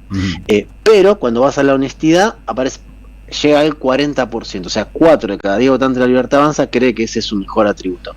Ahora, la otra parte que es, bueno, ¿cuáles de los dirigentes que pues ponemos en la grilla es el que tiene frente a la sociedad mayor cercanía? Le pusimos, ¿está totalmente al lado de la gente o está algo al lado de la gente? Ahí aparece Axel Kicillof liderando el ranking con el 45,4% de positividad, digamos, de cercanía a la sociedad, y 43,4% que no, pero tiene un diferencial positivo que en estos tiempos es interesante. Aparece Miriam Bregman, que por ahí es la sorpresa de esta encuesta, y me parece que Miriam Bregman está hoy ocupando lugares que el peronismo o el kirchnerismo está dejando vacante, y me parece que es un llamado de atención para esa fuerza. Después aparece Patricia Bullrich, que acá es, bueno, Patricia Bullrich es cercana a la gente con el 38%. Y la quiere tener cerca para poder pegarle. Claro. Perdón por la humorada, ¿no? Pero no la podía evitar. Sí, pero también tiene un diferencial negativo alto, el 54%. Aparece Juan Grabois con el 36%, y recién en el quinto lugar aparece Javier Milei. Recordemos que la cercanía era uno de los 4 atributos más importantes para la sociedad argentina. Solo el 35% de los argentinos, que es parte de ese núcleo duro que tiene la Libertad Avanza, cree que Milei es cercano a la gente, y es el que tiene el diferencial negativo más alto luego de Donald Trump, porque lo pusimos a Trump en esta grilla, 61%. O sea, 6 de cada 10 argentinos creen que Milei no está cerca de la gente. Para que se una Trump, el 72% de los argentinos cree que no está cerca de la gente. Al resto le va mal, a Martín Yarlora, Maximiliano Puyaro, Jorge Macri, están por debajo del 30%. Después tenemos a Sergio Massa, a Máximo Kirchner, y cuando hablamos de firmeza, bueno, ahí sí aparece Donald Trump liderando este ranking con el 71%, Patricia Bullrich más que Milei. Acá también viste que hay mucha discordia entre ambos ahora, que parece que no la quieren de candidata. Bueno, porque Patricia Bullrich tiene números que empiezan a mejorar a los de Javier Milei, sobre todo, si querés, no quiero repetir lo que decía Rul recién, pero el tema económico está pesando muchísimo. El 70% de los argentinos cree que en los últimos 12 meses su situación económica empeoró. O sea, son números muy malos. Ahí el endeudamiento es acuciante para la familia. Santiago, discúlpame, ¿cómo estás? Jorge Duarte te saluda. ¿70% Hola, dijiste? 70%, sí. O sea que una porción de los que creen que su situación económica está peor lo votó. Lo votó y lo volvería a votar. Ok. Hoy. Porque ¿qué pasa, Jorge? Cuando le preguntás por la proyección, cómo cree que va a estar su situación económica dentro de 6 meses, eso desciende la negativa del 70,7 al 59 y crece la positiva, que el 29% nos dice que está mejor nada más, pero después el 40% cree que va a estar mejor. Y hay una porción que no fue a votar. 40% de las personas que le preguntaste, vos decís, ¿vos creés que va a estar mejor? ¿Te dice que sí? Sí, hoy te dice que sí. Ese es el dato. Sí, y la última, te pregunto, de ese 70% que cree que su situación está peor, ¿hay muchos que no fueron a votar, que no encontraron una alternativa a esto? Sí, claro, que me parece que es el principal desafío que tiene la oposición o el peronismo. Fíjate lo que pasó el domingo en Mendoza. Y me parece que la fórmula que más le sirve a la Libertad Avanza, no para ganar, sino para no perder, es que la gente no vaya a votar y que el peronismo vaya dividido. Hay un dato del informe que me gustaría que tire, Santiago, que tiene que ver con los jóvenes, con el segmento entre 16 y 29 años, que también, bueno, se está, ¿no?, marida con esto que estás diciendo, con la baja de interés en el acto electoral, pero también con otra verdad instalada alrededor de los jóvenes. Bueno, mira, lo primero, ahí los denominados centennials, la generación de 16 a 29, lo que nos dicen es que su ideología política es ninguna. El 38%. No se reconocen de derecha o de ultraderecha o sucedáneos. Claro, no en su mayoría, la identificación de derecha o de izquierda, es más baja de izquierda, pero de derecha estamos hablando de entre el 20 y 25%, no es que todos los jóvenes como se quiere instalar, sobre todo en unas redes sociales que también recomiendo salir un poco no, bastante de ahí, patear la calle, porque eso es un nicho muy muy chico, que además que tiene un consumo muy muy bajo, pero bueno, eso ya quedará para otro. Es un nicho chico pero tan intenso que contamina la mirada, ¿no? Exactamente, es un superconductor de noticias o de lo que fuera, porque después lo toman los medios hegemónicos, nacionales, tele, radio, etcétera. Pero bueno, ¿qué dicen los jóvenes? Le preguntamos, actitud ante la vida, hago lo que puedo, pero el contexto social y político a veces no me ayuda, el 48%, o sea, eso piensan los jóvenes, uno de cada dos casi. La mentalidad política, de todavía creo que se pueden cambiar las cosas, 40%, o sea, no está todo perdido, digamos. Principal preocupación, la inseguridad y el delito, o sea, esa es la principal preocupación de este segmento. Acá es lo que hablamos antes, expectativa económica, el 62% cree que va a estar mejor económicamente en los próximos meses. Me parece que eso es lo que decía Rulo recién, esa burbuja que se está generando, que si se llega a romper, seguramente esa ruptura va a ser con muchísima fuerza, pero bueno, veremos qué pasa. Evaluación del gobierno es moderada, 1,9%, o sea, por debajo de la media es 2. Presidente ideal que tenga capacidad para resolver el problema, y acá, si querés, vemos esto. El atributo del más alto de Milei, visión de futuro, proyecto de país, 51%. Digo, ese discurso penetró muy fuerte en la sociedad y en los jóvenes, eso que hablábamos recién, que a veces parece jodo, parece chiste, de que íbamos a hacer Irlanda, que íbamos a hacer España, etcétera. Hay mucha gente que lo compró, y el principal dirigente asociado a la cercanía es Axel Kicillof. Digo, ahí Kicillof le gana a Milei en ese segmento y sobre todo en esa temática que me parece que tiene una importancia bastante significativa, pero el principal dirigente que asocian a la firmeza es a Javier Milei. Entonces los jóvenes siguen estando en disputa. No es que los jóvenes han sido cooptados o son todos de derecha, sino que están en disputa, que lo que me parece que es lo que hablamos con el caso de Miriam Bregman respecto al peronismo, es no encuentran una representación. No encuentran quien exprese sus ideas, quien exprese su problema, quien exprese una empatía con ellos. Santiago, gracias por el tiempo y por la data. Ya volveremos a hablar en cualquier momento. Gracias a ustedes, un gran abrazo. Un abrazo. Santiago Giorgetta, director de Proyección Consultoras, que dio a conocer este informe sobre la apreciación, 1.400 y pico de casos, proyección nacional, para leer un poco qué percepción se está teniendo. Bueno, y esta clase de cosas, ¿no? La esperanza al último que se pierde, quizá, ¿no? Hay gente que dice, no, esto va a mejorar. Bueno, quizá la realidad termina encargándose de disolver esa burbuja. Vamos a hacer nuestra última tanda en el aire de AM530. Estamos haciendo siempre eso y hasta el mediodía. Todavía nos quedan un par de cositas. Quédate. En este reino del revés, donde un ladrón es vigilante y otro es juez, hay una radio que nunca se apaga. Prende la radio. Prendete. AM530. 20 años.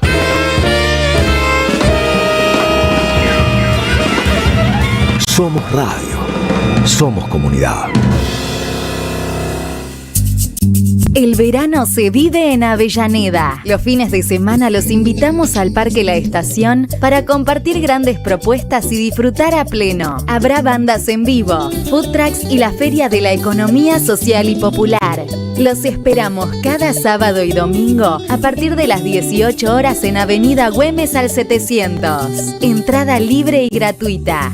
Municipalidad de Avellaneda. Mi lugar, nuestra casa. La economía no es una ciencia oculta. La información que Rulo de la Torre analiza en Siempre Soy la encontrás en www.motoreconómico.com.ar. Seguí a Motor Económico en todas las redes. Saverio el Cruel, el clásico de Roberto Art, se presenta en su tercera temporada con dirección de Gabriela Villalonga. La crueldad, la violencia y la farsa en el seno de las clases dominantes. Un material necesario para reflexionar sin perder el humor sobre quién es realmente el cruel. Saverio el Cruel, desde marzo, todos los domingos a las 17:30 horas, en el mítico Teatro Pairó, San Martín 766.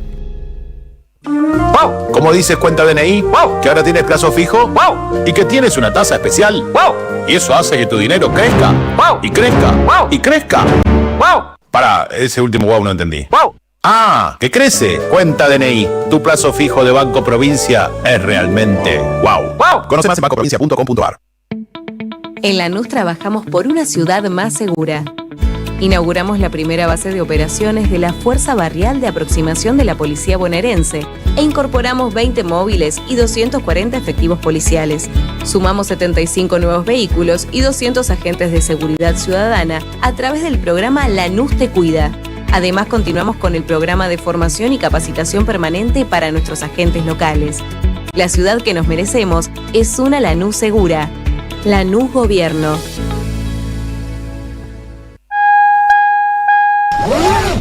Gracias, mami. Escuchar este mensaje te toma más tiempo que abrochar tu cinturón o la sillita de tu hija o hijo. Un clic que salva. Ministerio de Transporte, Gobierno de la Provincia de Buenos Aires. Todo lo que hay bajo el cielo. Globalización con características chinas. De Juan Facundo Musiacchia. Un ensayo imperdible para conocer la política exterior china en el nuevo tablero mundial y su incidencia en la Argentina y Sudamérica. Conseguilo en librerías y en edicionessicus.com.ar. Te esperamos en nuestra librería café en Adolfo Alsina 685, Capital Federal. Ediciones Sicus.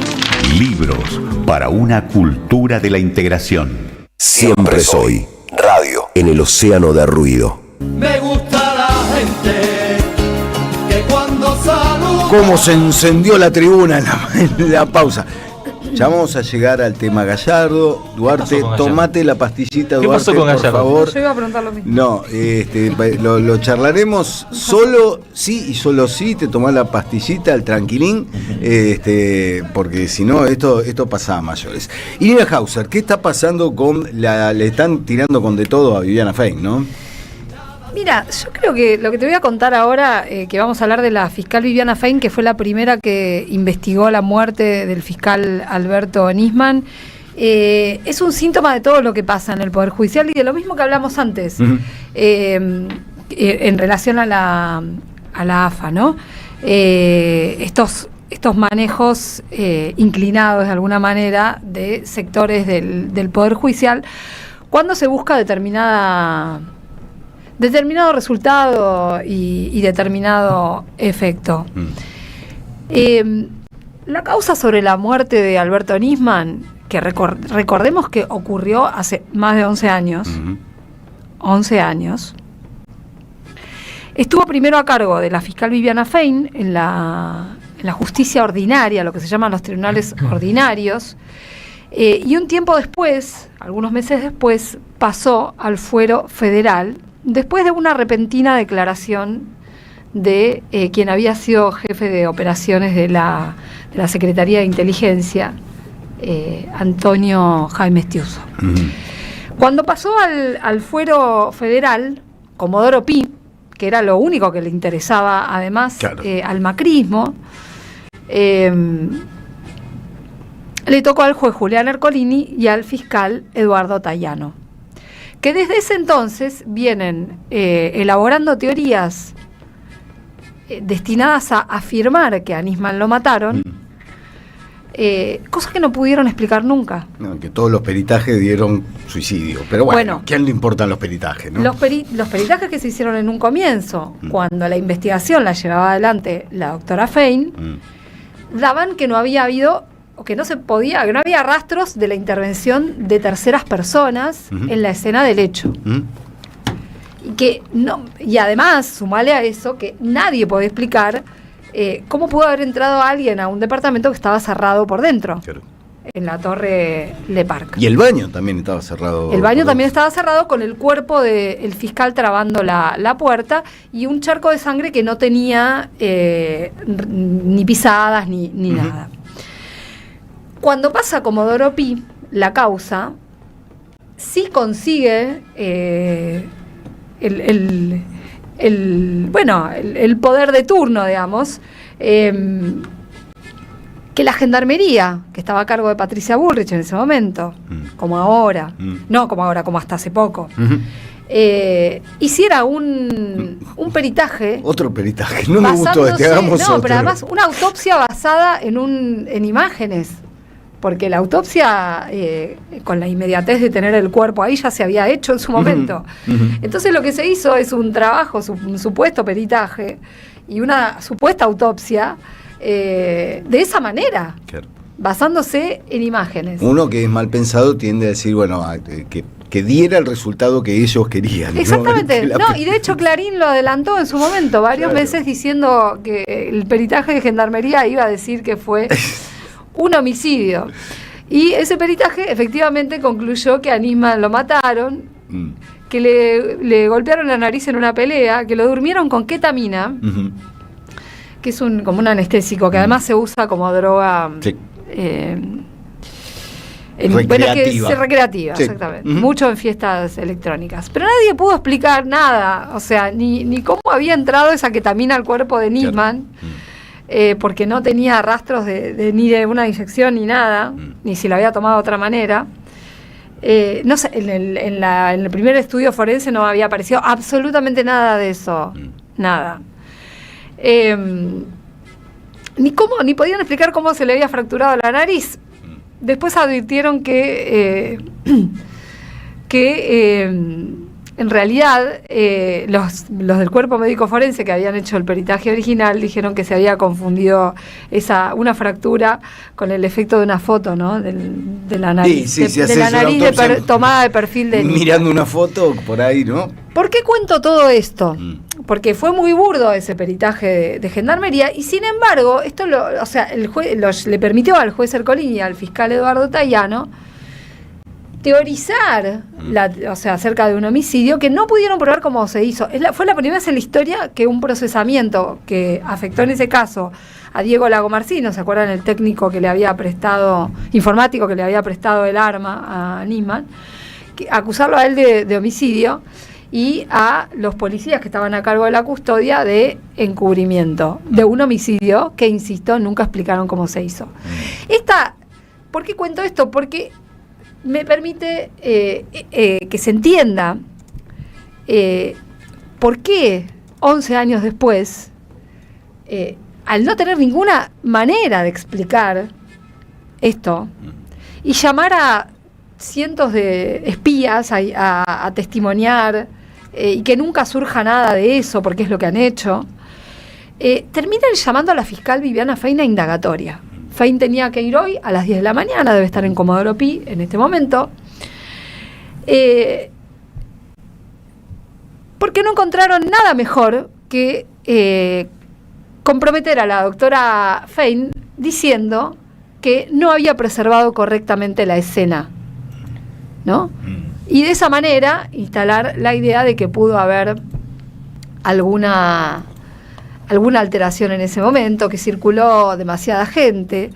Es un poco lo que, hablábamos hace un rato de la facilidad con la que se instalan eslóganes que no tienen ningún sustento sólido, ¿no? Como pero la industria del juicio. ¿Ves? Fein la llaman a indagatoria porque, ¿no? Y sobre la nada te siguen cimentando teorías absolutamente. ¿Quién fue la primera persona que entró al departamento de Nisman cuando estaba sin vida? Su madre, Sara Garfunkel, que tuvo que ir a buscar un cerrajero porque no podía entrar, para que empujara la llave de la puerta de servicio. Ella declaró después que abrió la cerradura de arriba con una llave y que la puerta estaba cerrada por dentro. Entró al departamento a las 10 de la noche. Después entró un médico de Sui Medical, que como vio una herida de bala llamó al 911. Entonces ahí en ese momento se pone en marcha la maquinaria de seguridad y judicial, ¿no? La custodia estaba a cargo de policías de la Federal y de prefectos que tienen jurisdicción ahí en Puerto Madero. A las 12 de la noche llegó el juez, Manuel de Campos. A las 0:45 llegó Sergio Berni, que era ministro de Seguridad. notificado por el jefe de custodias de la Federal. A la 1:20 llegó la fiscal Fein. Recién a la 1:20 llegó la fiscal Fein. A quien habían convocado después de las 11 de la noche. En ese momento hubo alguna duda de si tenía que actuar la justicia federal y por eso tardaron en llamarla a ella. En presencia de la fiscal subió el jefe de rastros de la Policía Federal, experto en escenas de este tipo de hechos, donde se aplican protocolos, ¿no? Se filmó, se fotografió desde afuera del baño y después en el baño. Antes que nadie ingresara a donde estaba el cuerpo de Nisman, se registró todo el lugar. Bueno, y ahí tenés que ingresan los peritos, pero resulta que a la que cuestionan judicialmente y al punto de citarla a indagatoria, con la presencia de la madre, además de Nisman todo el tiempo ahí, que vio que nadie había entrado al baño antes de terminar todos los procedimientos, es a Viviana Fein. La autopsia que hizo el cuerpo médico forense en un comienzo dijo muy claramente que no se advierten desde el punto de vista médico-legal que se haya tratado de un hecho homicida. Esto llegó hasta la Corte Suprema incluso, ¿no? Pero la Corte fue la que habilitó que pasara a Comodoro Pi. La Corte tuvo su papel acá, Dice, qué raro. Ojo. Me llama mucho la atención. La Corte fue la que abrió esa puerta. Y además, lo que hay que decir es que la que había sido la esposa de Nisman, que es la jueza Sandra Arroyo Salgado, que designó sus peritos en la causa y todo, y hubo discusiones y tal, pero nunca denunciaron desde la querella de esta causa que hubiera estado mal ese primer informe del cuerpo médico forense o que hubiera habido alguna clase de anomalías o irregularidades. Esto fue una creación del fiscal Tayano junto con el juez Ercolini, pero que no había tenido ninguna clase de cuestionamiento, la pericia inicial de parte de esta querella. Este hecho tampoco lo había hecho la Gendarmería. La Gendarmería tampoco había dicho nada hasta que Patricia Bullrich los mandó a hacer ese estudio tan insólito. Una fuerza además que no se dedica a hacer autopsias, ¿no? El nombre de Patricia Bullrich, cómo se repiten tantas cosas en la ¿cuántos años más seguirá abierta esta causa?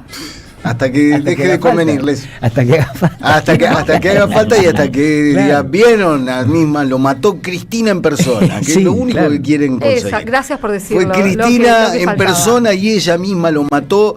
Nada, ya no queda ninguna duda. Sí tuvo colaboración de unos iraníes. Sí, no te olvides. Mapuche iraníes. Claro. Gracias, Irina. Hecho central de las noticias deportivas del día de ayer. Jorge no quiere hablar del tema, pero vos lo estabas pidiendo. Yo estoy hablando. Sí. Claro. Pero ayer decime que la noticia del día va a ser la que efectivamente se produjo. Eran las 20:50. Eran las 20:50 cuando, tras alejarse todos del predio que el Club Atlético River Plate tiene en Ezeiza, llega Gallardo, también conocido como Napoleón, el técnico más importante de la historia de River Plate, 14 títulos, y dice: este es un mensaje para todos los hinchas de River. Intentaré ser breve para que no inunde la emoción y el dolor que significa anunciar que el jueves será mi último partido. Solamente palabras de agradecimiento, principalmente a este enorme club, a su gente por su amor incondicional durante todos estos años, incluso en los momentos más delicados como este, en el cual claramente las cosas no salieron como teníamos proyectadas que salgan. Me invade la emoción y el dolor en el alma por no poder cumplir con los objetivos. Simplemente agradecer también a aquellos que realmente han creído en mí, en todo mi cuerpo técnico para representar a esta enorme institución con lo que eso conlleva. Y tengo nada más que palabras de agradecimiento para con todos. Nada, simplemente mi amor recíproco para con todos los hinchas y espero que de todo corazón que esta institución que ha crecido enormemente en los últimos años, una institución modelo en toda la región, próximamente lo puedan encontrar con buenos resultados futbolísticos para todavía engrandecer todavía más lo que significa River como institución en el mundo. Muchísimas gracias y les mando un fuerte abrazo a todos. Y nos volveremos a ver, ya habrá revancha para el muñeco en el futuro, me parece a mí. Usaron los periodistas como ustedes. Va a haber tercer tiempo. Va a haber tercer tiempo para ahora. Este tipo caradura, ayer estaba pidiendo que lo se echaron fuera. los periodistas como ustedes. Triste, solitario y final. El asunto es que no es que le fue mal. A ver, fue como el culo. No va a ser triste. Una catástrofe no va a ser triste y no va a estar solo. ¿Sabes lo que pasó? Te voy a decir el mundo River qué pasó después de esto. Automáticamente la gente agotó las entradas a la cola virtual a sacar las pocas entradas que quedan para el jueves. Pero porque se sienten culpables. Se sienten culpables porque ustedes, tienen que asumir que fue Vox Populi. Bueno, ahora se van a poder desahogar con los futbolistas, pero porque Etzahare no incluía a Gallardo. Claro. ¿Yes? ¿Cómo estoy con el inglés? Digo lo siguiente, no es que le fue mal, fue una catástrofe, porque además Gallardo tuvo que luchar contra la estatua, contra el mito viviente. Bueno, eso mismo le permitió mantenerse hasta acá, porque ¿cuántos técnicos hubieran volado con una tercera parte de la catástrofe futbolística? Gallardo tiene una espalda gigante que asumió Le Buñeco. Hubieran rodado escaleras abajo. Los periodistas que operaban acá todos los días venían a operar. Paradójica o curiosamente, yo intuyo y los veo celebrando a dos personajes en el planeta River Plate, tu grato nombre. A ver. Nadie puede ser. Uno de ellos, sí. No es hincha de River. ¿Alguna vez algún presidente de alguna institución gritaba los goles que le hacían a su propio equipo para jugar en la interna de ese equipo? Quien quiera oír que oiga. Fredo, el presidente de River, Fredo Corleone Di Carlo, celebra, porque tenía las manos atadas, porque se daba cuenta que no lo podía echar él, digamos, no podía aparecer él como el que lo despide. ¿Te imaginás a Fredo diciéndole, Buñeco, tenés que dar un paso al costado? Le da una patada en el traste el Buñeco y continúa con su tarea. El otro es el asesor estrella de Fredo. ¿De qué estamos hablando, Pipo? No te metas con... ¿De qué estamos hablando? No te metas con Enzo. No hablo de eso. Francesco Li rodó escaleras abajo hace tiempo en las decisiones. Está hablando de un colega tuyo. Jagroski. El asesor estrella de Fredo, Jagroski. Lo estoy pronunciando bien. Sí. Que dejó el ámbito del periodismo para dedicarse al tema del fútbol. ¿Y decís que celebra también? Ese grupo que celebre es hincha de River. Ese grupo. Ojo al piojo. Muchos hinchas de River tenían la certeza de que este fucking asunto de Gallardo estaba total y absolutamente acabado, terminado.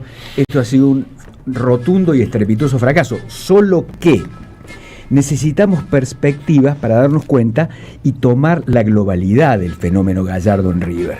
Y en la globalidad, probablemente el paso del tiempo termine poniendo las cosas en su lugar. Fue mucho más importante lo que consiguió Gallardo que lo que dejó de conseguir o que su fracaso. Sin dudas.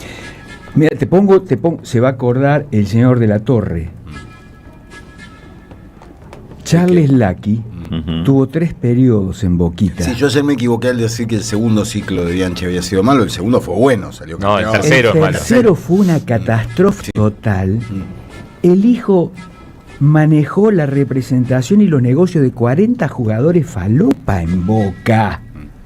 Fue una catástrofe total desde donde lo mira. Ahora, ¿quién le decía a Bianchi, che, tu hijo está trayendo jugadores falopas, te pido por favor, mandalo a la universidad, vos que vivís en París 6 meses, que aprenda algo y que se gane la vida, como decía Papo?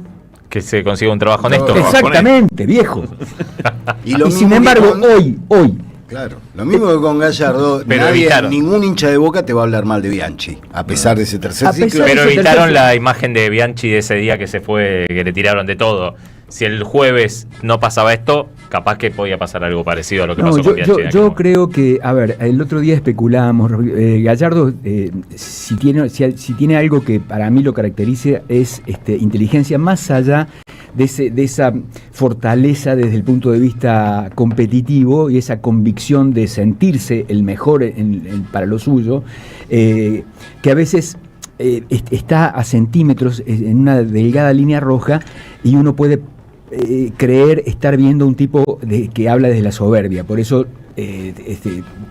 nos preguntamos, ¿será capaz de bajarse él de su propio ego o será barrido por un eventual Taladro 3, River 0 en el jueves, que hubiera sido efectivamente una catástrofe total? Porque ahí probablemente estos hinchas que agotaron las entradas para ir a... ¿Vos qué te imaginas el jueves? El jueves va a ser atronador. ¡Muñeco! Claro, ¡Muñeco! Claro. Va a ser atronador. Bueno, pará, ¿cómo se fue de Michelis? Bueno, aplaudido. ¿También lo echaron los periodistas como ustedes? Poneme el audio de este tipo pidiendo la renuncia de Michelis, que se calle un poco. Te digo una cosa.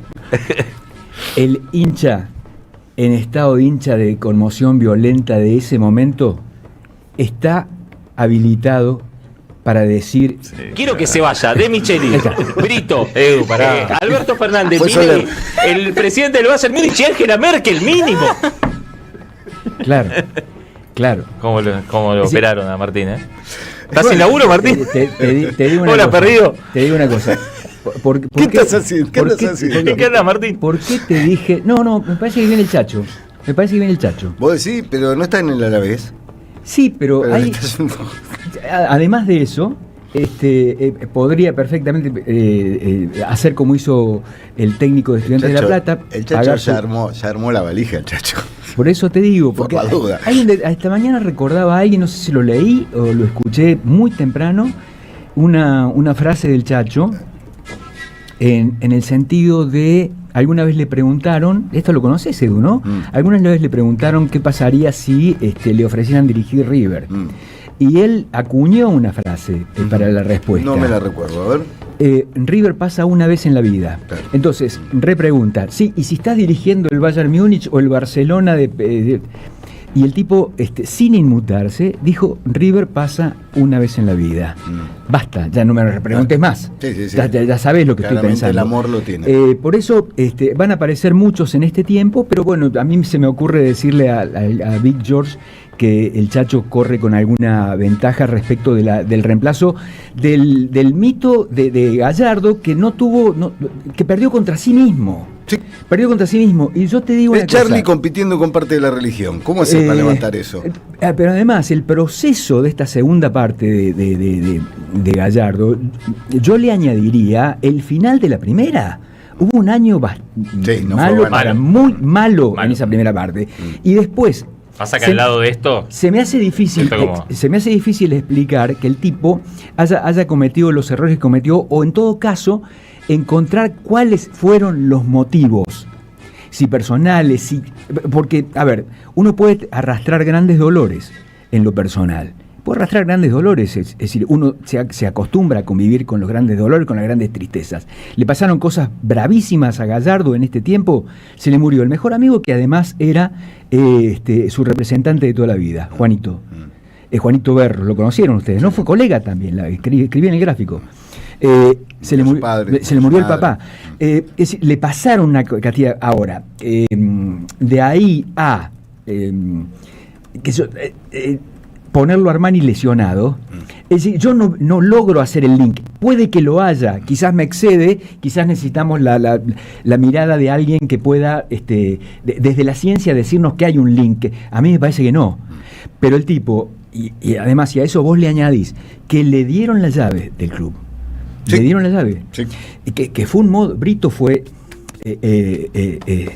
es lavarse las manos, tomar, es decir, ¿cómo no vamos a confiar en Gallardo? Es lo que yo digo, el síndrome del capitán del Titanic. Escuchame una cosa, papá. Viajé 70 veces. Desde acá, desde Southampton hasta Nueva York. ¿Sabés que los hielitos? Los hielitos me tomo un whisky. Pero me tomo un whiskycito, papá. Y se hizo bosta. Digamos que, a ver, Gallardo no podía no ser. Y mirá que le buscó la vuelta, ¿eh? Le buscó la vuelta. Pero pifió en la elección de los futbolistas ahora con el diario del lunes. Y sí, boludo, es el diario del lunes, lo escribimos el lunes, ¿qué querés que le haga? Es ahora. El diario del lunes lo escribimos el domingo igual. Claro, bueno, ahora se escribe el domingo. O siempre se escribió el domingo. Ahora el diario del lunes se puede escribir el lunes. Se escribe el lunes, claro. La cuestión es que llama la atención que se leyó el domingo noche el diario. Hayan coincidido en la baja tantos futbolistas de los cuales vos podés esperar en algún momento que te cambien la ecuación. Y además me parece que las elecciones no fueron buenas y yo creo que el hecho de la abundancia de recursos le terminó jugando en contra. Me gusta Portillo, tráelo Portillo. Vamos a traer a Montiel y a Galarza Fonda, menos mal que ya no lo sacamos encima. Bueno, ese. Galopo, Castaño. Bueno, Galopo caga fuego. El otro día se pierde uno de los 3 goles. Yo creo que debió ganarlo al partido. No sé si ganarlo, pero empatarlo podría haber. Te juro que a mí me dejó la sensación de que lo debió haber dado vuelta en eso, solamente por la vuelta a un partido. Claro, hacía 15 partidos que no daba vuelta a un partido. Ahora, fíjate vos, el mito del eterno retorno, ¿no? En este juego del fútbol, que no tiene par. Volverá igual. Va a volver. Marcelo Daniel volverá. Claro. Pero además, esta cosa va a trascender, aunque los periodistas como ustedes lo quieran echar, va a trascender. De la farsa. Espero que no hagan lo mismo con Coudet cuando venga. Ojo. La farsa y la gloria en la que constituyen el éxito y el fracaso, ¿no? Porque el tipo al que Gallardo pareció enterrar aquel lejano 18 de diciembre del 2018, 19 de diciembre del 2018, es el que le entrega una parte de la jubilación hace apenas 48 horas. Igual yo no estoy muy de acuerdo con eso. Yo creo que al mellizo los hinchas de Boca le rescatan o no. Sí. A pesar, está bien, perdió la final, lo que quiera, pero ese Boca, ¿no? Al lado de los Boca que vinieron después. ¿Cuál es tu visión de ese mellizo? Lo extraño todos los días. Pero fíjate, en ese momento clave, la primera alternativa de cambio fue Gago, que entró y 3 minutos 22 segundos después. El hecho que lo rajó, ese partido lo rajó a Guillermo. A ver, lo rajó, no, le cagó la carrera. Claro. O sea, fue una marca que no se va a sacar en su vida. Por eso perder ese partido es. Por eso te digo que la vida sigue, a pesar de que dé la sensación que a veces estamos en el límite y en el final. Bien, por suerte el que está sin laburo tiene 0 posibilidad de volver a River. Todo bien con el pelado. Pero 21-30, 22-30, 22-15 hoy juega Boca contra Club 21, Social Cultural 21-15 en Salta. Club Social Cultural y Deportivo Cultural. Gimnasia y Grima. ¿A qué juegan? De Chivilcoy. ¿A qué juegan? 32 veces campeón, ¿no dijiste? 32 veces campeón. Señor Silvio Soler, dígale a Prince que ha llegado su momento de brillar en la 530 diciendo... ¡Vamos ya! Muchas gracias Irina Hauser, con los puños llenos de verdades. Señor Raúl Rubio de la Torre, un gusto como siempre. Igualmente. Elio Pipo Rossi, ha sido una mañana por demás intensa, con un gran protagonismo. Ha estado usted a la altura de lo que se necesitaba. Jorge Duarte, mañana. Nos reencontramos mañana. Feliz cumpleaños, pásela lindo, celebración familiar, imagino hoy, algún regalito, Ramiro. Alguna camiseta de River, por supuesto. Sí, una originalidad. ¿Para qué me va a regalar otra cosa? Ya te conozco. Un pibe, 4-7, la hecatombe viene después de los 60. Pero claro, en la coordinación Mariana Collante, en la producción Nicolás Pasos, en el streaming y redes Ailén Pavón, Mora Ursagasti en la producción audiovisual, el señor Silvio Soler en la operación técnica y puesta al aire de esto que se llamó Siempre Soy. Le damos la posta, le pasamos el micrófono a Felicitas Bonavita en el aire de la 530. Mi nombre es Eduardo Fabregata, nos encontramos mañana nuevamente a las 10 de la mañana aquí para otra mañana llena de noticias en esta lisérgica República Argentina. Que tengan una gran jornada, gracias.